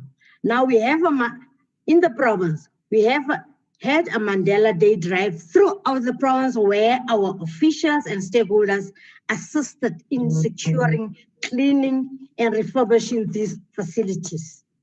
In 2021 financial year, we will aim to reduce crime against women by 12% and crime against children by 6%. Now, certain victim-friendly facilities will be accommodated in the new park homes in our bid to ensure these facilities reach our women and children in distress. The danger for violence, as it happens within the home, is ever more real with this COVID-19 and the institution of the lockdown to protect our people from the virus. It forces family structures to spend more time within close proximity of each other, sometimes testing the fragile moments of peace. Now, the department has, over the past 2 months, brought Memeza personal alarm systems to victims of gender-based violence. This system will enable women to access help in times when they need it most. It is our hope that it will go a long way in assisting our response to violence during the lockdown period, as well as promote active citizenry and the utilization of community police structures in the protection of our people. We have a long way to go in the fight against gender-based violence in our communities. I know, however, that we are starting to win the fight against the shame of violence that has kept us silent for years. Our voices need to rise in power with the realization that we, as women, are worthy, proud members of our society deserving of care, love, and respect. May we take hands and come up with workable solutions to restore the dignity, equality, and safety of women in our society. Now, regarding the stats of the gender-based violence in the province for the period of 4 months with comparison to the previous years in the Northern Cape, as the province is divided into 5 districts, which are geographically aligned to the municipal regions with 91 police stations. All the police stations in the province are responsible for prevention and investigation of gender-based violence. In addition to the stations, there are 17 family violence, child protection, and sexual offences units, one of which is attached to the Office of the Provincial Commissioner. The one attached to the Office of the Provincial Commissioner is responsible for the investigation of all cases involving serial rapists as well as electronic sexual offences. Now, all the stations in the province have sufficient rape evidences collection and DNA kits. Now we are having the following statistics in comparison for the previous year. In the Francisbaard region, for the period of 4 months, starting from 27 of March 2019 and 27 of March 2020 to 17 July 2020, there is a reduction of the gender-based violence cases reported, of which in 2019, there were 378 during this period of 4 months. In 2020, 307.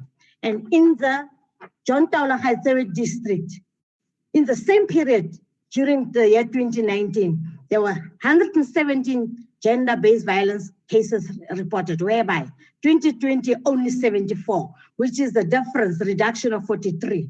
And then in the Namaqua region, we are having cases reported during the period of four months in 2019, 127, 2020, 112, of which there's a reduction of 15 cases reported. Now in the Pixley district, in the period of 4 months in the year 2019, there were 327 cases of gender-based violence reported. But in 2020, 269, a reduction of 58 cases reported. In the ZFM district, in the year 2019, for the period of 4 months, 202 cases were reported, whereby in 2020, this current year, 186, a reduction of 16 cases being reported. Now, meaning that in the whole province, during the period, within the period of 4 months, from March to July 2019, 1,151 cases were reported, whereby in the same period in this current year, 948 cases were reported, meaning we had 208 cases which were reported, which is a reduction of all cases reported in the province.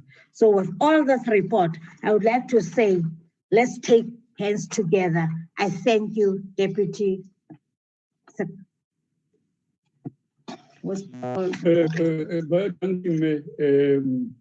This is a rather comprehensive input on critical areas.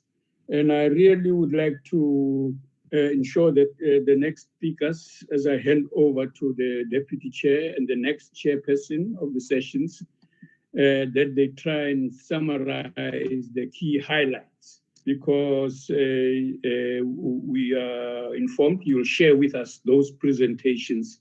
So we'll appreciate them. They make a huge difference in understanding where things are at.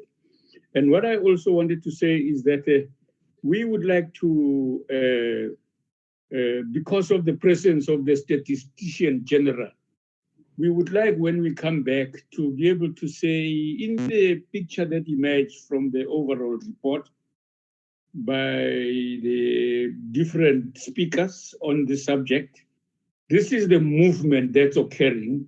We can track it down by way of numbers, but hey, I'm sure there are issues that are intangible, that you can't measure numerically. But there must be evidence of movement from where we are at this year, this COVID intense period, and to the next period sometime next year where things will be easier, to be able to measure the progress we are making together or in this direction. So I thought I should say that, so that as part of what we are saying, we will share the information, including how you have done it so far.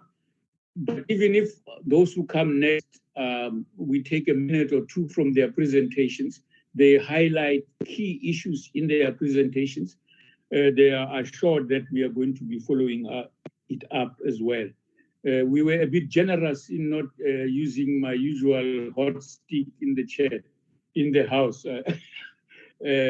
but so that we keep to the time allocated. But I think members get the drift.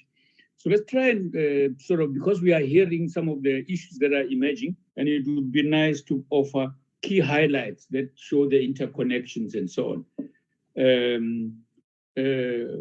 Deputy Chairperson, kan ek vir u gee asseblief? Dis u se tyd en ek sien mooi manne is ook in die toe daar. Laat hy sy werk doen, alles sy tuis. Miskien kan ons vir hom gee om die 2 MEC's in die district te neem vir Kenny Moima. Laat hy bietjie werk. Ja, je moet werk, man. Ja. Die premier moet niet twijfelen dat die man doen zijn werk elke keer.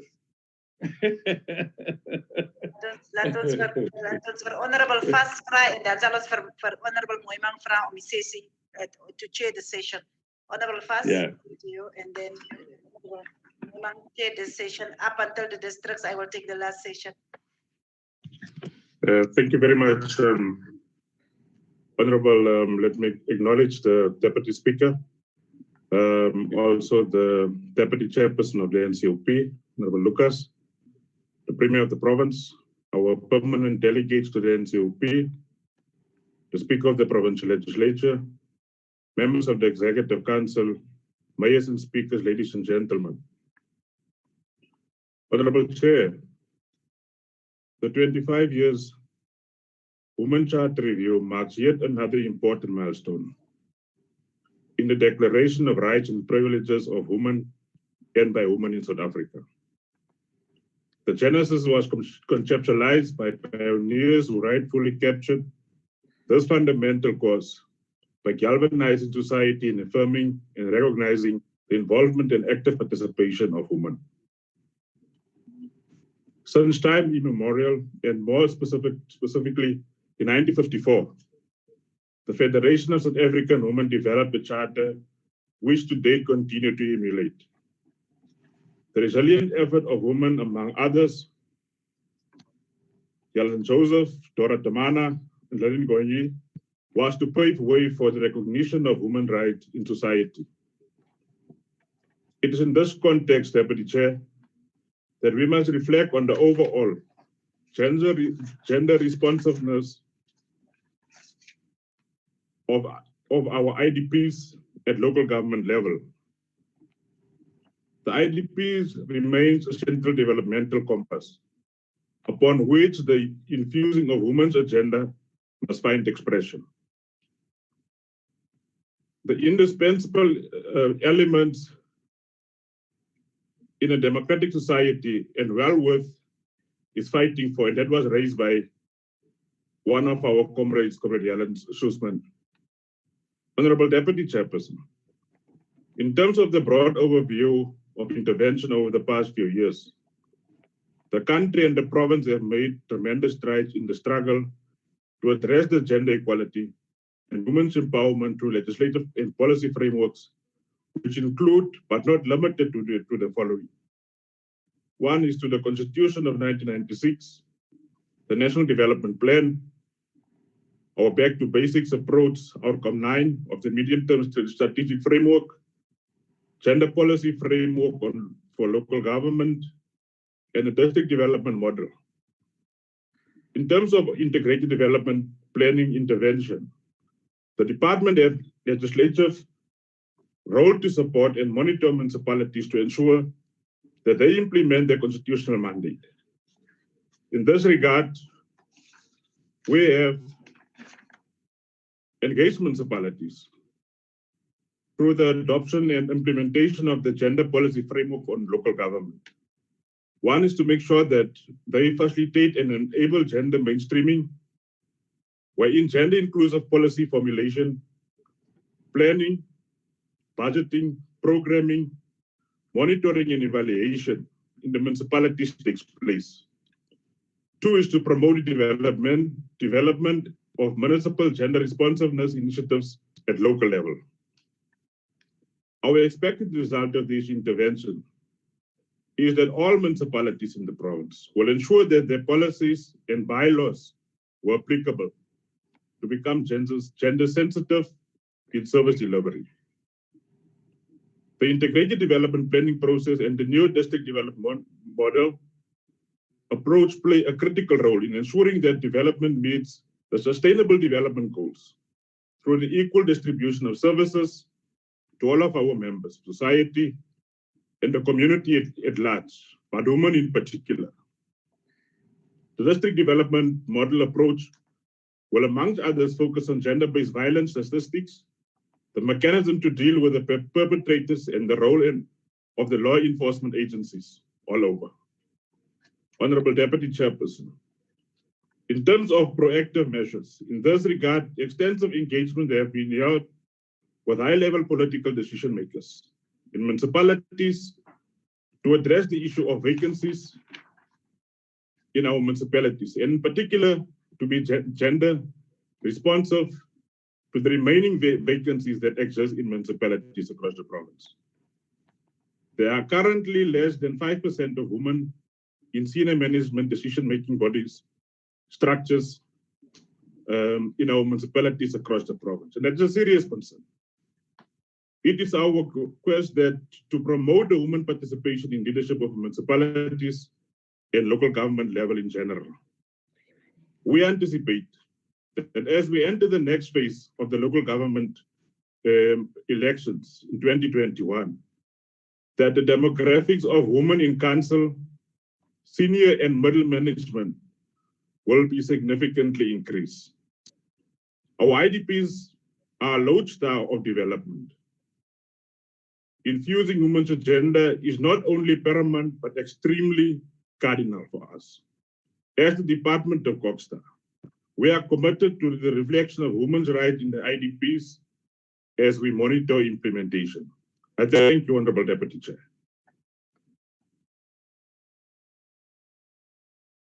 Thank you, Honorable Fas. We will give over to Honorable Moimang.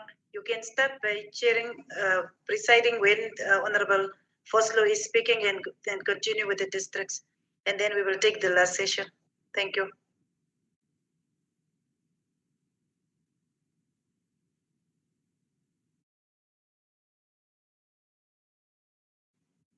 Kenny, are you there? If not, then can we call on Honorable Abraham Vosloo to continue with the input? Good afternoon, Honorable Deputy Speaker of the National Parliament, Honorable Deputy Chairperson of the NCOP, Honorable Premier of the Northern Cape, Honorable members of the NCOP, Honorable councillors, all distinguished guests present that hear my voice. I would not go into a long speech. I prefer to speak directly to the issues and the assignment given to respond to the two areas with the two sub areas as identified. And I do that not out of disrespect, but just to ensure that I address the issues as raised in the committee, and also to save time. In response to the first question, plans in place to advance women's participation in the mainstream economy, particularly through small business opportunities. Honorable Speaker, Honorable Chair, women-owned companies are often offered small subcontracting jobs, but end up only selling their labor and not being remunerated sufficiently for the quantum to warrant a shift in CIDP grading. As a province, we have looked into further interventions, and we have said that it should be captured in the Provincial Growth and Development Plan of the Northern Cape to increase the economic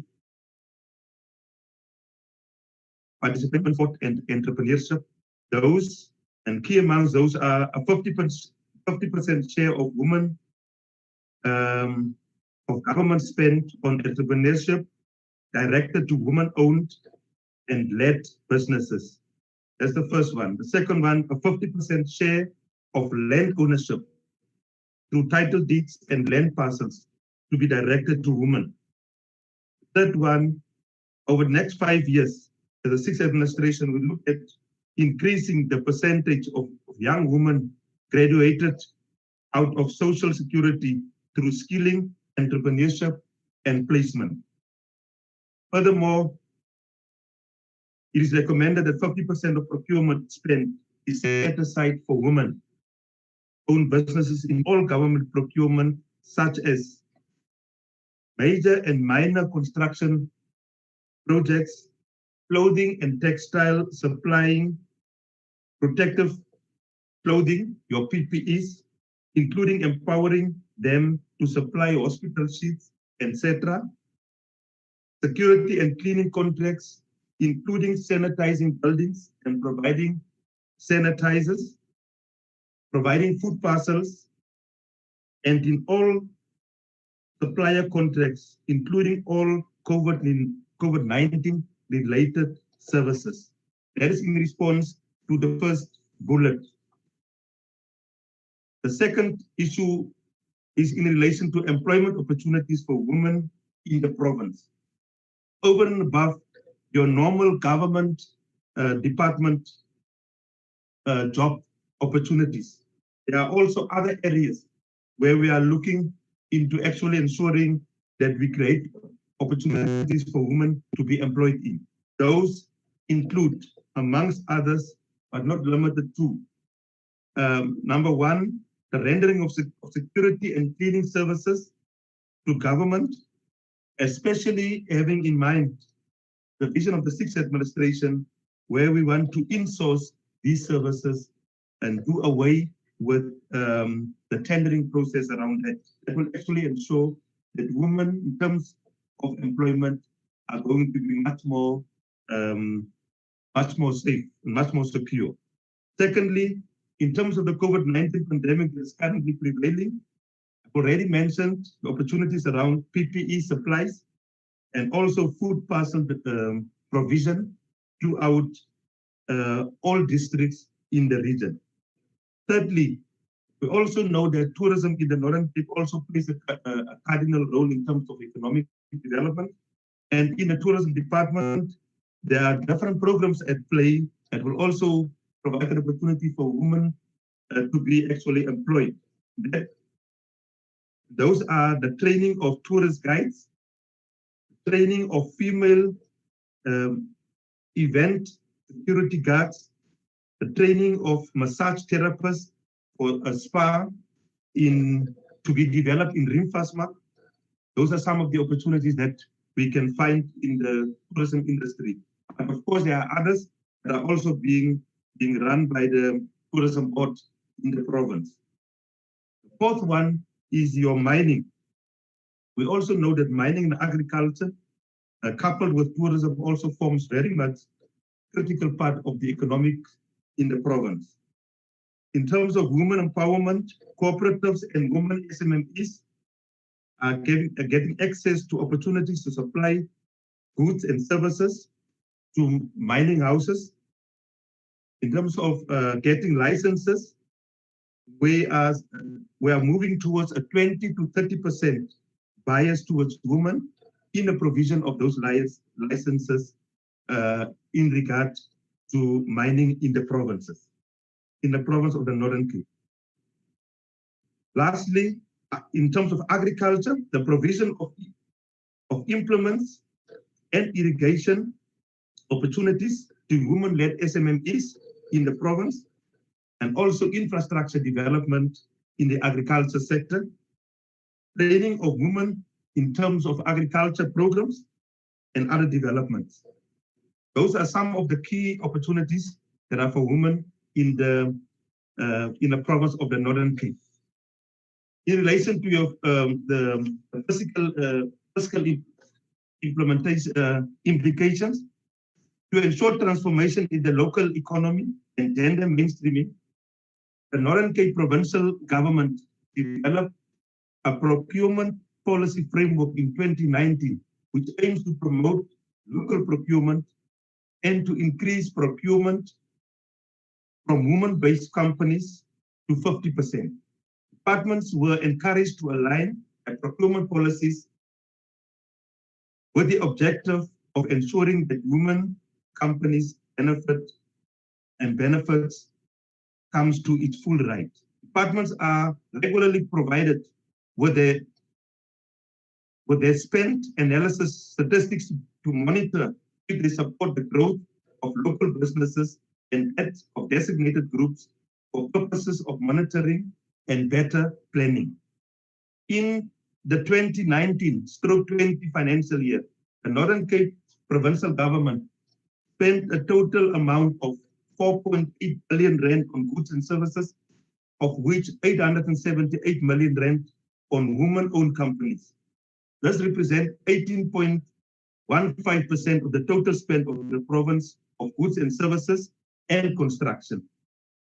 From a total spend of 878 million on women-owned companies, 425.6 million rand, which represents 28.48%, was spent on EMEs, and 374 million rand, which represent 42.62% on QSEs at a national level.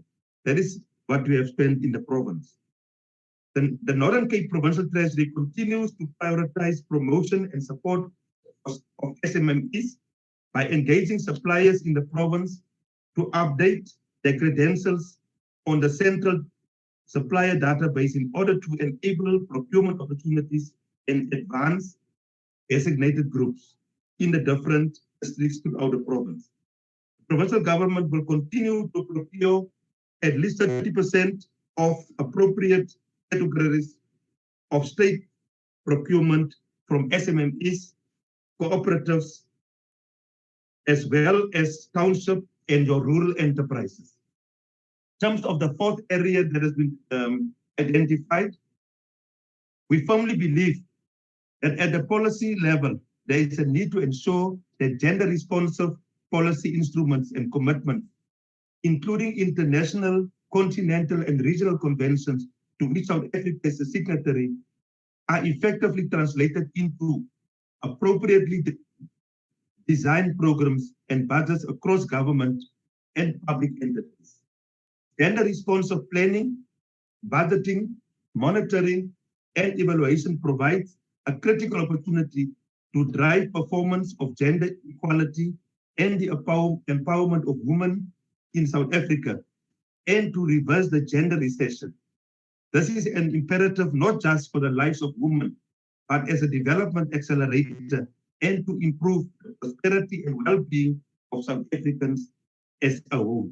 It should be noted that National Treasury has until recently elevated this priority in the budgeting process, and this will form part of the reforms to ensure that it can be properly tracked in the budget system. The Northern Cape Provincial Government is committed to the cause of ensuring equal participation by the previously disadvantaged and will continue to encourage greater participation of women-owned companies in the economy. We will create an enabling environment to ensure businesses owned by women can flourish. Furthermore, we will also expand our role as government to encourage private companies to spend more of their procurement budgets toward women-owned businesses in the province. I thank you.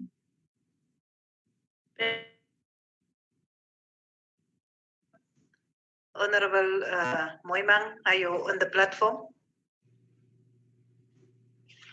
If not, we will continue.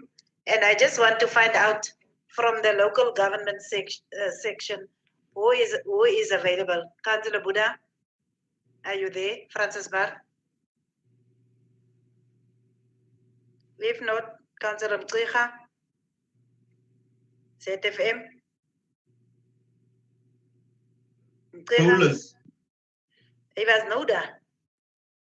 Mtlicha, if not,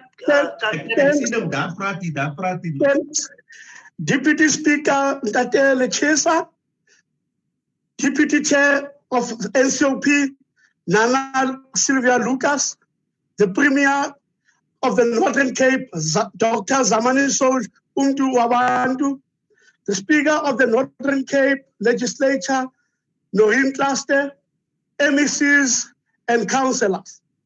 The Women's Charter of Effective Equality was passed in 1994. And it calls for equal participation of women in the creation of non-sexist, non-racist, democratic society The ZFM district municipality strives to implement the program of equality of the Women's Charter to give women equal opportunity to leadership and decision-making positions.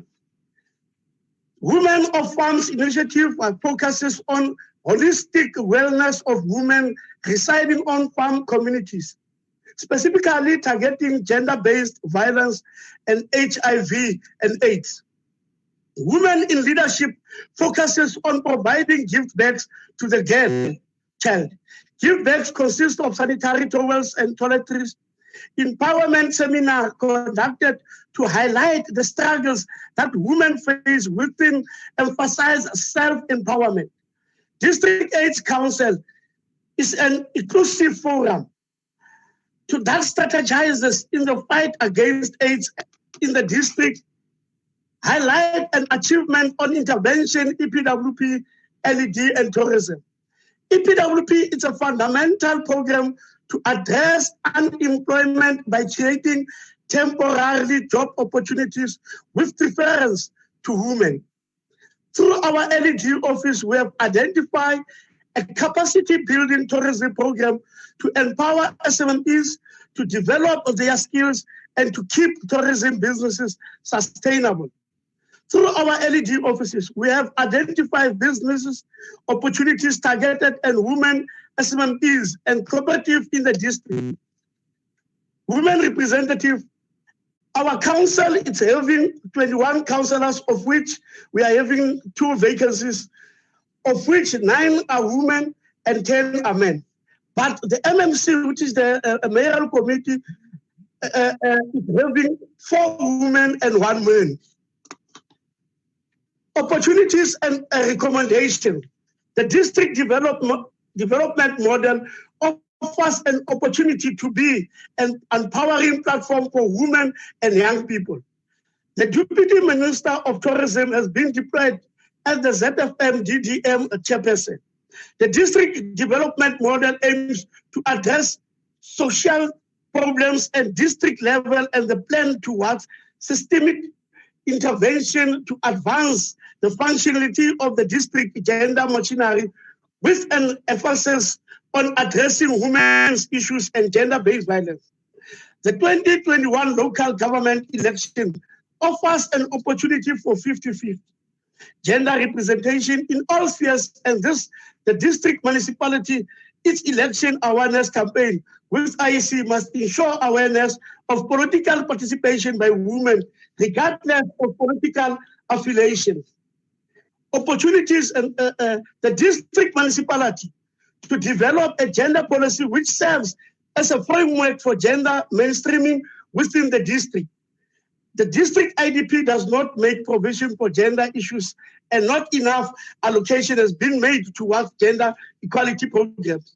The district must facilitate the participation of women and women structures in the IDP and budget processes and ensure the allocation of funds for programs and not just Women's Day events. Through our employment equity plan, we seek to promote equity and give preference to underrepresented groups, and thus ensuring that women receive preference in employment opportunities.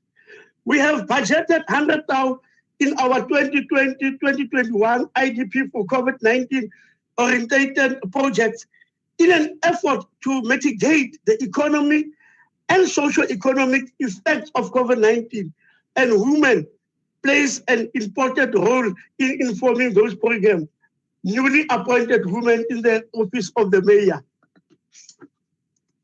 In conclusion, we must acknowledge the contribution made by women in the struggle for economic freedom and equal opportunity in South Africa. As a district, we are committed to be promoting of gender equality and women's empowerment. We must seriously focus on capacitating women and young people to participate meaningfully in the mainstreaming of the economy. It cannot be that the only source of income for young girls and women are social grants. This mentality is counterproductive to develop and progress. We must work smarter and faster to ensure that we dramatically improve the lives of women, especially marginalized and poor women who are in the majority. I want to thank Honorable Sylvia Lucas for the invitation to be part of this Women Charter Review high-level section. As a child of the Northern Cape, we are grateful for the role, your efforts and leadership in advancing the gender equality agenda in Parliament. Allow me to quote the late Tata Mandela when he stated that, open quote, freedom cannot be achieved unless women have been emancipated from all forms of oppression, close quote, Diabulela. Abandla. Dankie Paulus en Kriga. Jy sê was vir my Nana, so ek sê vir jou Paulus. Paulus. Jillian Peters of Namakwa District.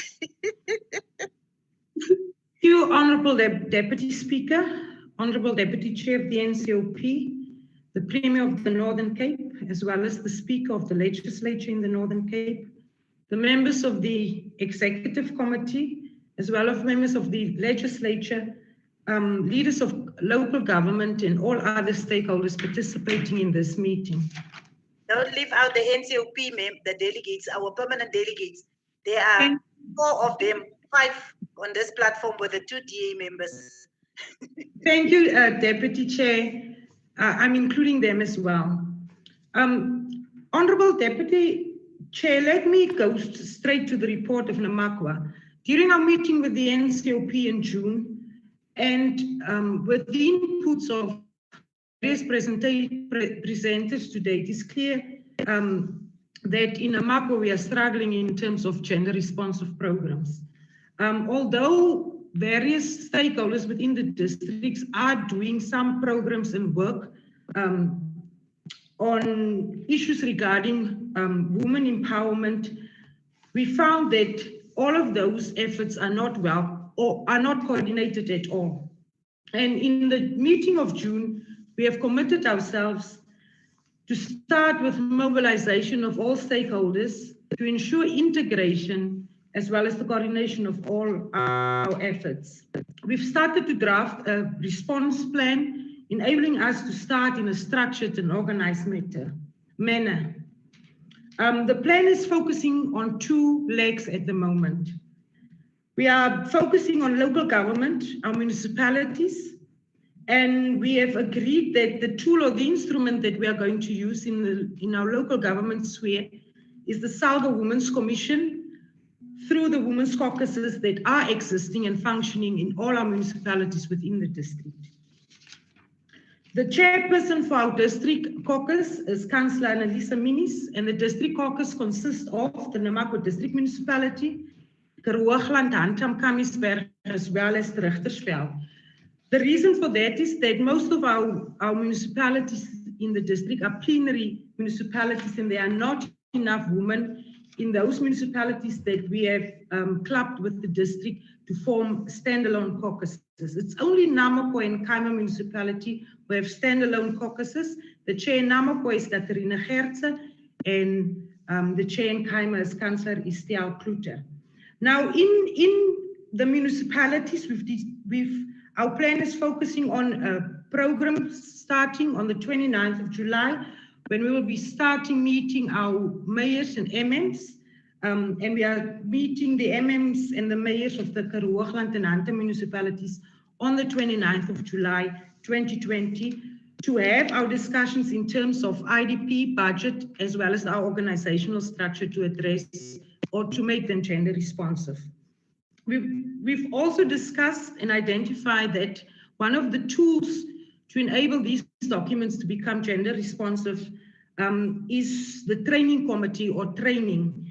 And we acknowledge that although we want to train women and we want to do skills development, we first have to do extensive awareness and advocacy to create a culture to make sure that if we do give women those opportunities, that they will make use of the opportunities. I'm also putting to this meeting that to help us to enable municipalities to adhere to the call to make their budgets, IDPs, and organograms gender responsive, it is crucial that punitive measures for municipalities are put in place by provincial treasury as well as provincial COGTA, and that the political IGR must be used where municipalities also report on their gender responsive programs within the municipalities. So that is the program, and we will continuously report on the program that is running in the municipalities. And then what we've also embarked on is an assessment, a baseline assessment of the current status in our region. And we've targeted few sectors from our last meeting in June, and I'm starting off with the sports and arts and culture sector. There's an estimated 400 women artists in our district. Those artists include choirs, solo artists, dancers, creative arts, and poets. And most of them are currently assisted by the district office of the Department of Sports, Arts, and Culture. Some of them are registered on the database of the department, and they are used for programs of the department itself. The department is currently also assisting those artists to draw up business plans. The challenges, however, is that 4.4 million was allocated to assist 107 or to assist artists in the province. 107 beneficiaries in the Northern Cape was identified. None of them were from Namakwa. No artists also received any COVID-19 relief in the region. In terms of sport, our sport are fairly organized, and we have a very vibrant sport council. We have netball, women specific, but also gender bias. Then we have a women rugby team. 80% of that team is currently playing in the Griqua provincial team, and 80% of them are from Namakwa. We also have a volleyball team, a golf, women playing golf, as well as women playing soccer, and our soccer team is currently participating nationally. The challenges that are faced by both our artists as well as the women in sport is funding, the vast distances in the region. Currently, the department is doing their utmost best to assist them financially and to assist with attire and equipment where possible. We've also looked at the transport sector, 54 operators within the region, 45 are in good standing with the Regional Taxi Association, 15 of them are women. The successes of the women in the taxi industry or in the transport industry, we have a regional taxi association, and this association are led by a woman. The position of treasurer and secretary are also occupied by women, so that is a very big achievement there. We have 3 women who have 5-year contracts each with the school transport system, and then we have 1 woman who have a public transport subsidy. The challenges for those women are access to funding and financial support. This sector is also still very male-dominated, and women have to stretch themselves to do the extra mile to prove themselves. Transports for the mines are still only males, it's very male-dominated, and the future endeavor for the women in transport in Namakwa is to get a truck stop up and running for trucks passing through Springbok. Then in terms of GBV, as reported in the meeting in June and as previous presenters now indicated, that in Namakwa there is currently no shelters or safe houses for women who are victims of gender-based violence. But we had a meeting in July, and the stakeholders that we've met with is Department of Social Development, SAPS, Department of Transport, Safety and Liaison, Health, Namakwa municipality, the district municipality, as well as 3 NGOs or NPOs. And in that meeting, the Namakwa district municipality availed a building in Springbok for the establishment of a safe house, and the NPO who's going to take ownership with the assistance of the Department of Social Development and all other stakeholders, Akanyisa, We are we have fairly made progress in that regard, and that safe house, the possible launching of that safe house is the 10th of August of this year. Then the Department of Health has also made available a building for us in Babi. I will be asking you to begin to conclude. Okay. Then in Babi, we're going to establish a safe house at the end of September, and then in Bershag during the time of the 16 days of activism. So at least there are some progress made in terms of shelters for gender-based violence victims. Our next stakeholders meeting will be the 14th of August. We do have a draft program of our activities in July, August, and September, and I will submit that draft program to the NCOP as well as to our provincial government. Women in business, we are still waiting the report from CEDA, but currently 45 businesses have applied for COVID-19 relief. Only 28 of them were women, only one was approved, but that business also fell out because of the terms of reference of the relief. Deputy Speaker, Deputy Chair, that is the report from Namakwa. We know we have a lot of work to do, but we are motivated and determined to make progress. Thank you very much. Thank you, Honorable Speakers. Yeah, indeed, it is progress from our June meeting, and we appreciate that to hear that there is the kind of progress that you have made. Thank you very much. Is Councillor Sintu, are you on the platform? If not, we are going to continue, and we are now going to give over to the Premier to make his input. I hope we still have more time. So I was trying to push a little bit so that the Premier get more time to make his input. Honorable.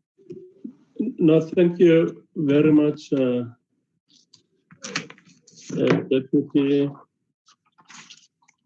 Chair of the NCOP, Mayor Sylvia Lucas, and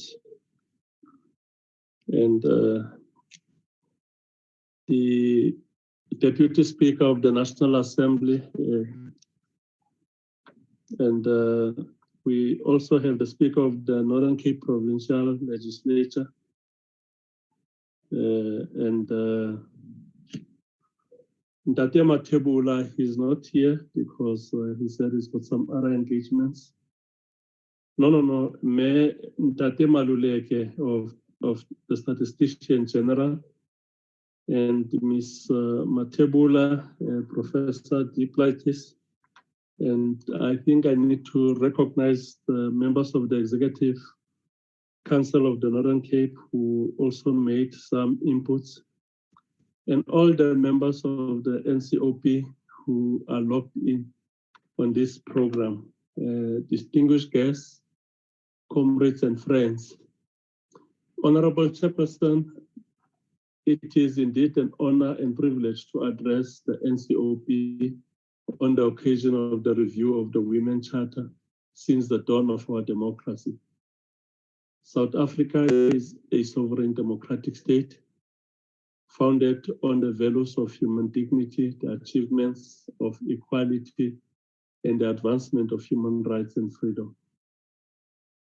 Non-racialism, non-sexism, supremacy of the Constitution, universal suffrage, and a common voters' role.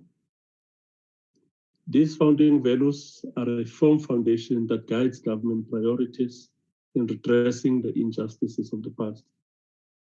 I'm certain we all know about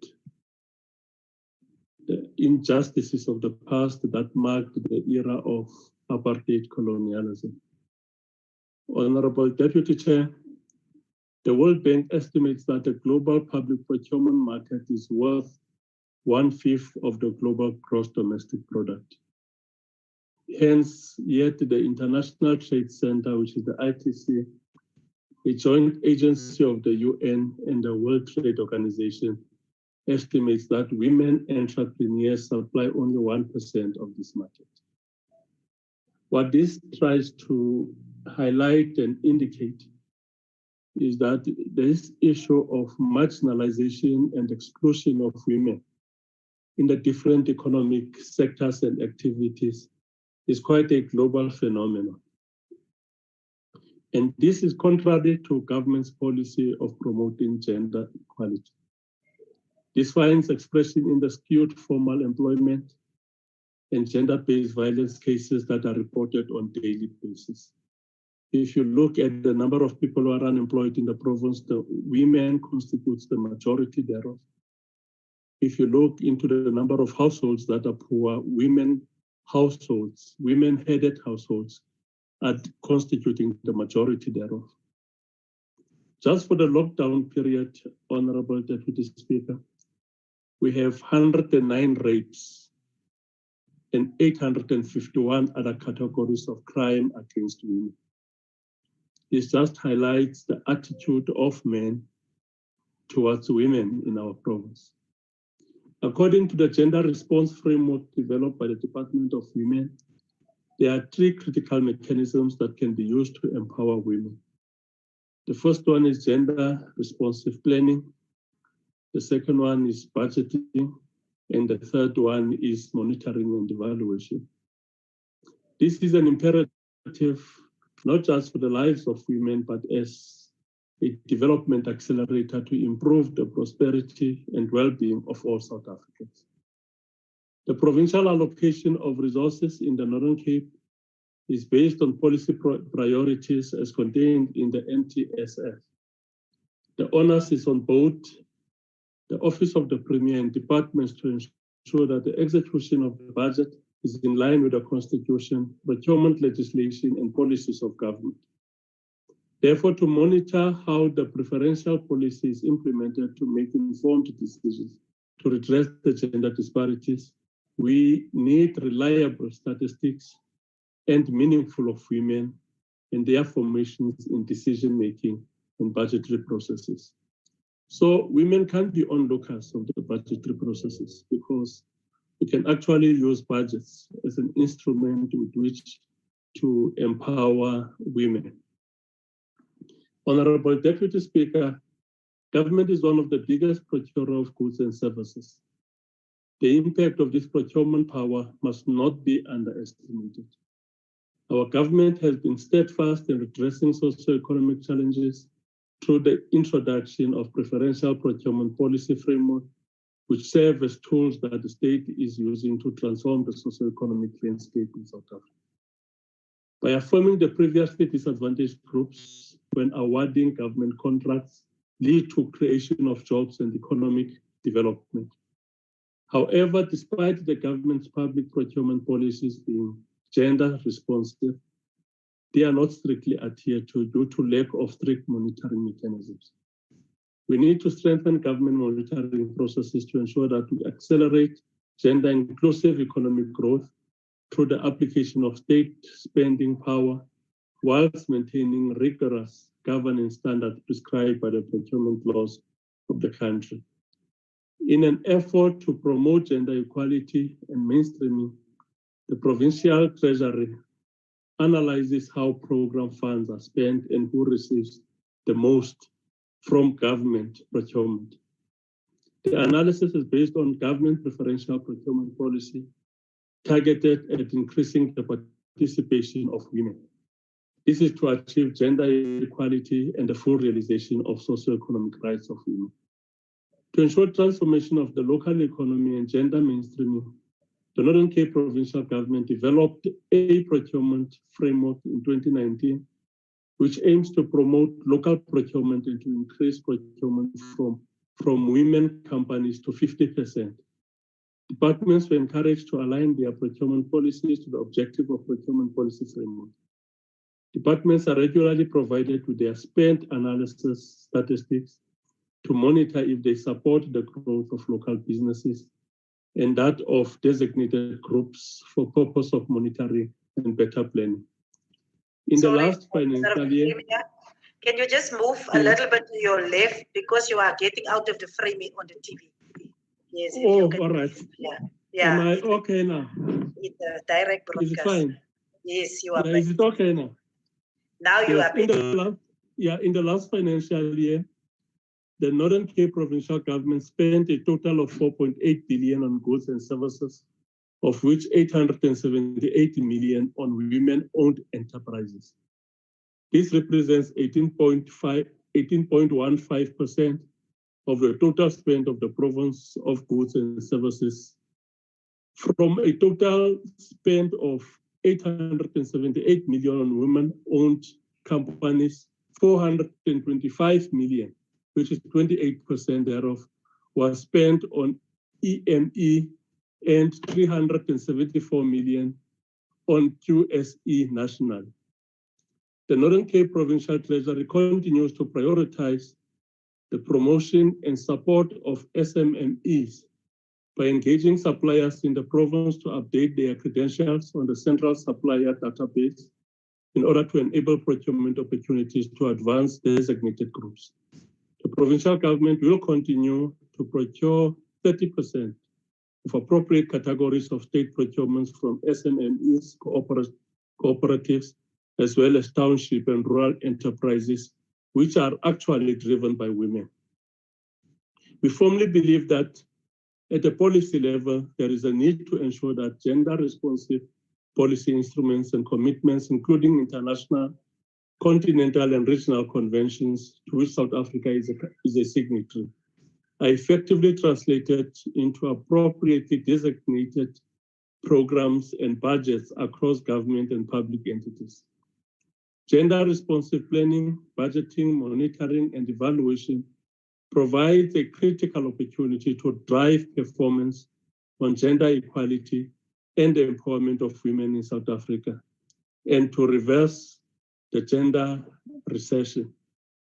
This is an imperative not just for the lives of women, but as a development accelerator and to improve the prosperity and well-being of South Africans as a whole. It should be noted, Honorable Deputy Speaker, that National Treasury has until recently elevated this priority in the budgeting process.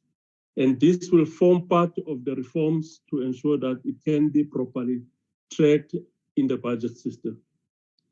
Honorable Deputy Speaker, the Northern Cape Provincial Government is committed to the cause of ensuring equal participation by the previously disadvantaged and will continue to encourage greater participation of women-owned enterprises in the economy.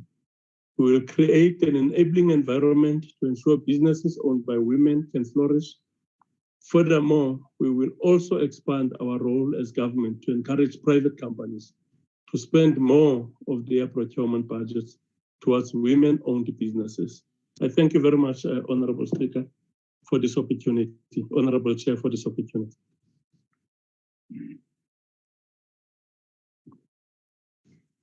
Sorry, I was struggling to unmute. Thank you very much, Honorable Premier. I think before we go, if I don't think there is a input or a discussion that we will do, and I think we have actually covered the areas that we would have loved to actually have input from the province. It's just that from my side, and I don't know whether the Deputy Speaker want to say something. I think it was quite an interesting input or presentation by Stats SA, by the SG Moleleke. And I think he has actually given some insights on issues that we are experiencing within the Northern Cape, particularly the issues of female-headed households, single-parent households, and also the issue of more people that are dependent. Remember, we had that before the battle. What is it? The research that was done. The Balelapa, is it Balelapa or what is it, Honorable Premier? But there was unmute. The one by social development. The one by social development. That showed that there was that research that showed that in actual fact we need to identify some of the young children and from child-headed households to become champions within the families. Yes. And I think this research is actually confirming that there is this dependency that is very rife within the province. But also the issue of JTG being the poorest district in the province is still being confirmed even up until this moment. It's just some observations that we have made, and I think the research or the presentation from Stats SA is just confirming that there is still a lot that needs to be done in order for us to empower women within the province, not only our province. We even experience the same in the Free State, but we are now busy with the high-level engagement of the province. I just also want to mention that I have observed that the two permanent delegates from the side of the Democratic Alliance have also participated in our dialogue and our high-level engagement. And we want to, I think we should mention it because it shows that there is commitment from those that have been deployed from the Northern Cape. In our first engagement, second engagement also, Makausia was present, but after that, the mother passed away, and it took some time for her to wrap up the issues. I think that is not that we want to apologize for anyone, but I think we can take it that was why she was not present in the rest of the engagement. But I don't know whether the Deputy Speaker wants to say something, because we will give over to him so that he can speak, and then he will also do the vote of thanks and the closing remarks. Over to you, Honorable Deputy Speaker. Thank you. Thank you very much, Deputy Chair. I really appreciate the opportunity for having stayed throughout to listen to the various presentations from the province, ending with the Premier now, the MECs and district presentations, and especially our partners in development, the Chapter 9 institutions, Chapter 1 institution, the FFC, the Commission for Gender Equality, and State South Africa. The work they do is critical. They are development partners. We created them in order to provide support to our governance initiative. And what I was saying earlier on about the FFC is that it would be nice to make recommendations, yes, but now that the Premier is here, that it would be nice if the Premier working with SALGA agree with the MECs involved, led by the Coxter MEC, which of the municipalities, which of the districts should we look forward to seeing their gender-sensitive budgeting in place by next year when they report next, and or to work at a speech that is possible in every district. If that's viable, let's go for it. But we need a practical movement towards such budgeting initiatives. They play a critical role because they help liberate the people who remain oppressed by artificial boundaries, which are within our influence when we act together and so on. And so some of the observations and insights that have been presented to us suggest that there is progress, and but there's also room for additional creativity to advance, closing the gap, eliminating violence in our communities, but dealing with the bigger monster that recreates and reproduces such poverty and inequality in our societies. So we consider these dialogues as critical, and we hope that when we next interact with the province, we will have enough to celebrate progress that is significant, given the indicators that some work is indeed underway to do this. And we do encourage both the Commission for Gender Equality and FFC to really marry, so to speak, those pilots which the province will identify, working with the Association of Municipalities, that can serve as examples of appropriate what happens when the entire system is responsive to the concerns of women and to the concerns of the LGBTQ community. And when our resources are allocated such that we create conditions for changing conditions of the lived experience of the communities we represent. We really appreciate this opportunity. We hope those who are not here will be able to get to hear about it. These are recorded, so they can always come back to look at the dialogue and the conversation. Thank you very much, Premier and your MECs. and the districts and the commissions and that support democracy and our big development partner, State South Africa, and the teams that are present, that have been present with us in various provinces as we do this work, and the district leadership. It's really promising, and we have a great opportunity to make a difference. Thank you very much. Mine is, we really had fun today. Thank you very much. Yeah. Thank you, Chair. Thank you, Deputy Speaker. Thank you, Honorable Chinoli. Bye, Hey, Speaker. bye, Thank you, Deputy Chair. Bye, Nana.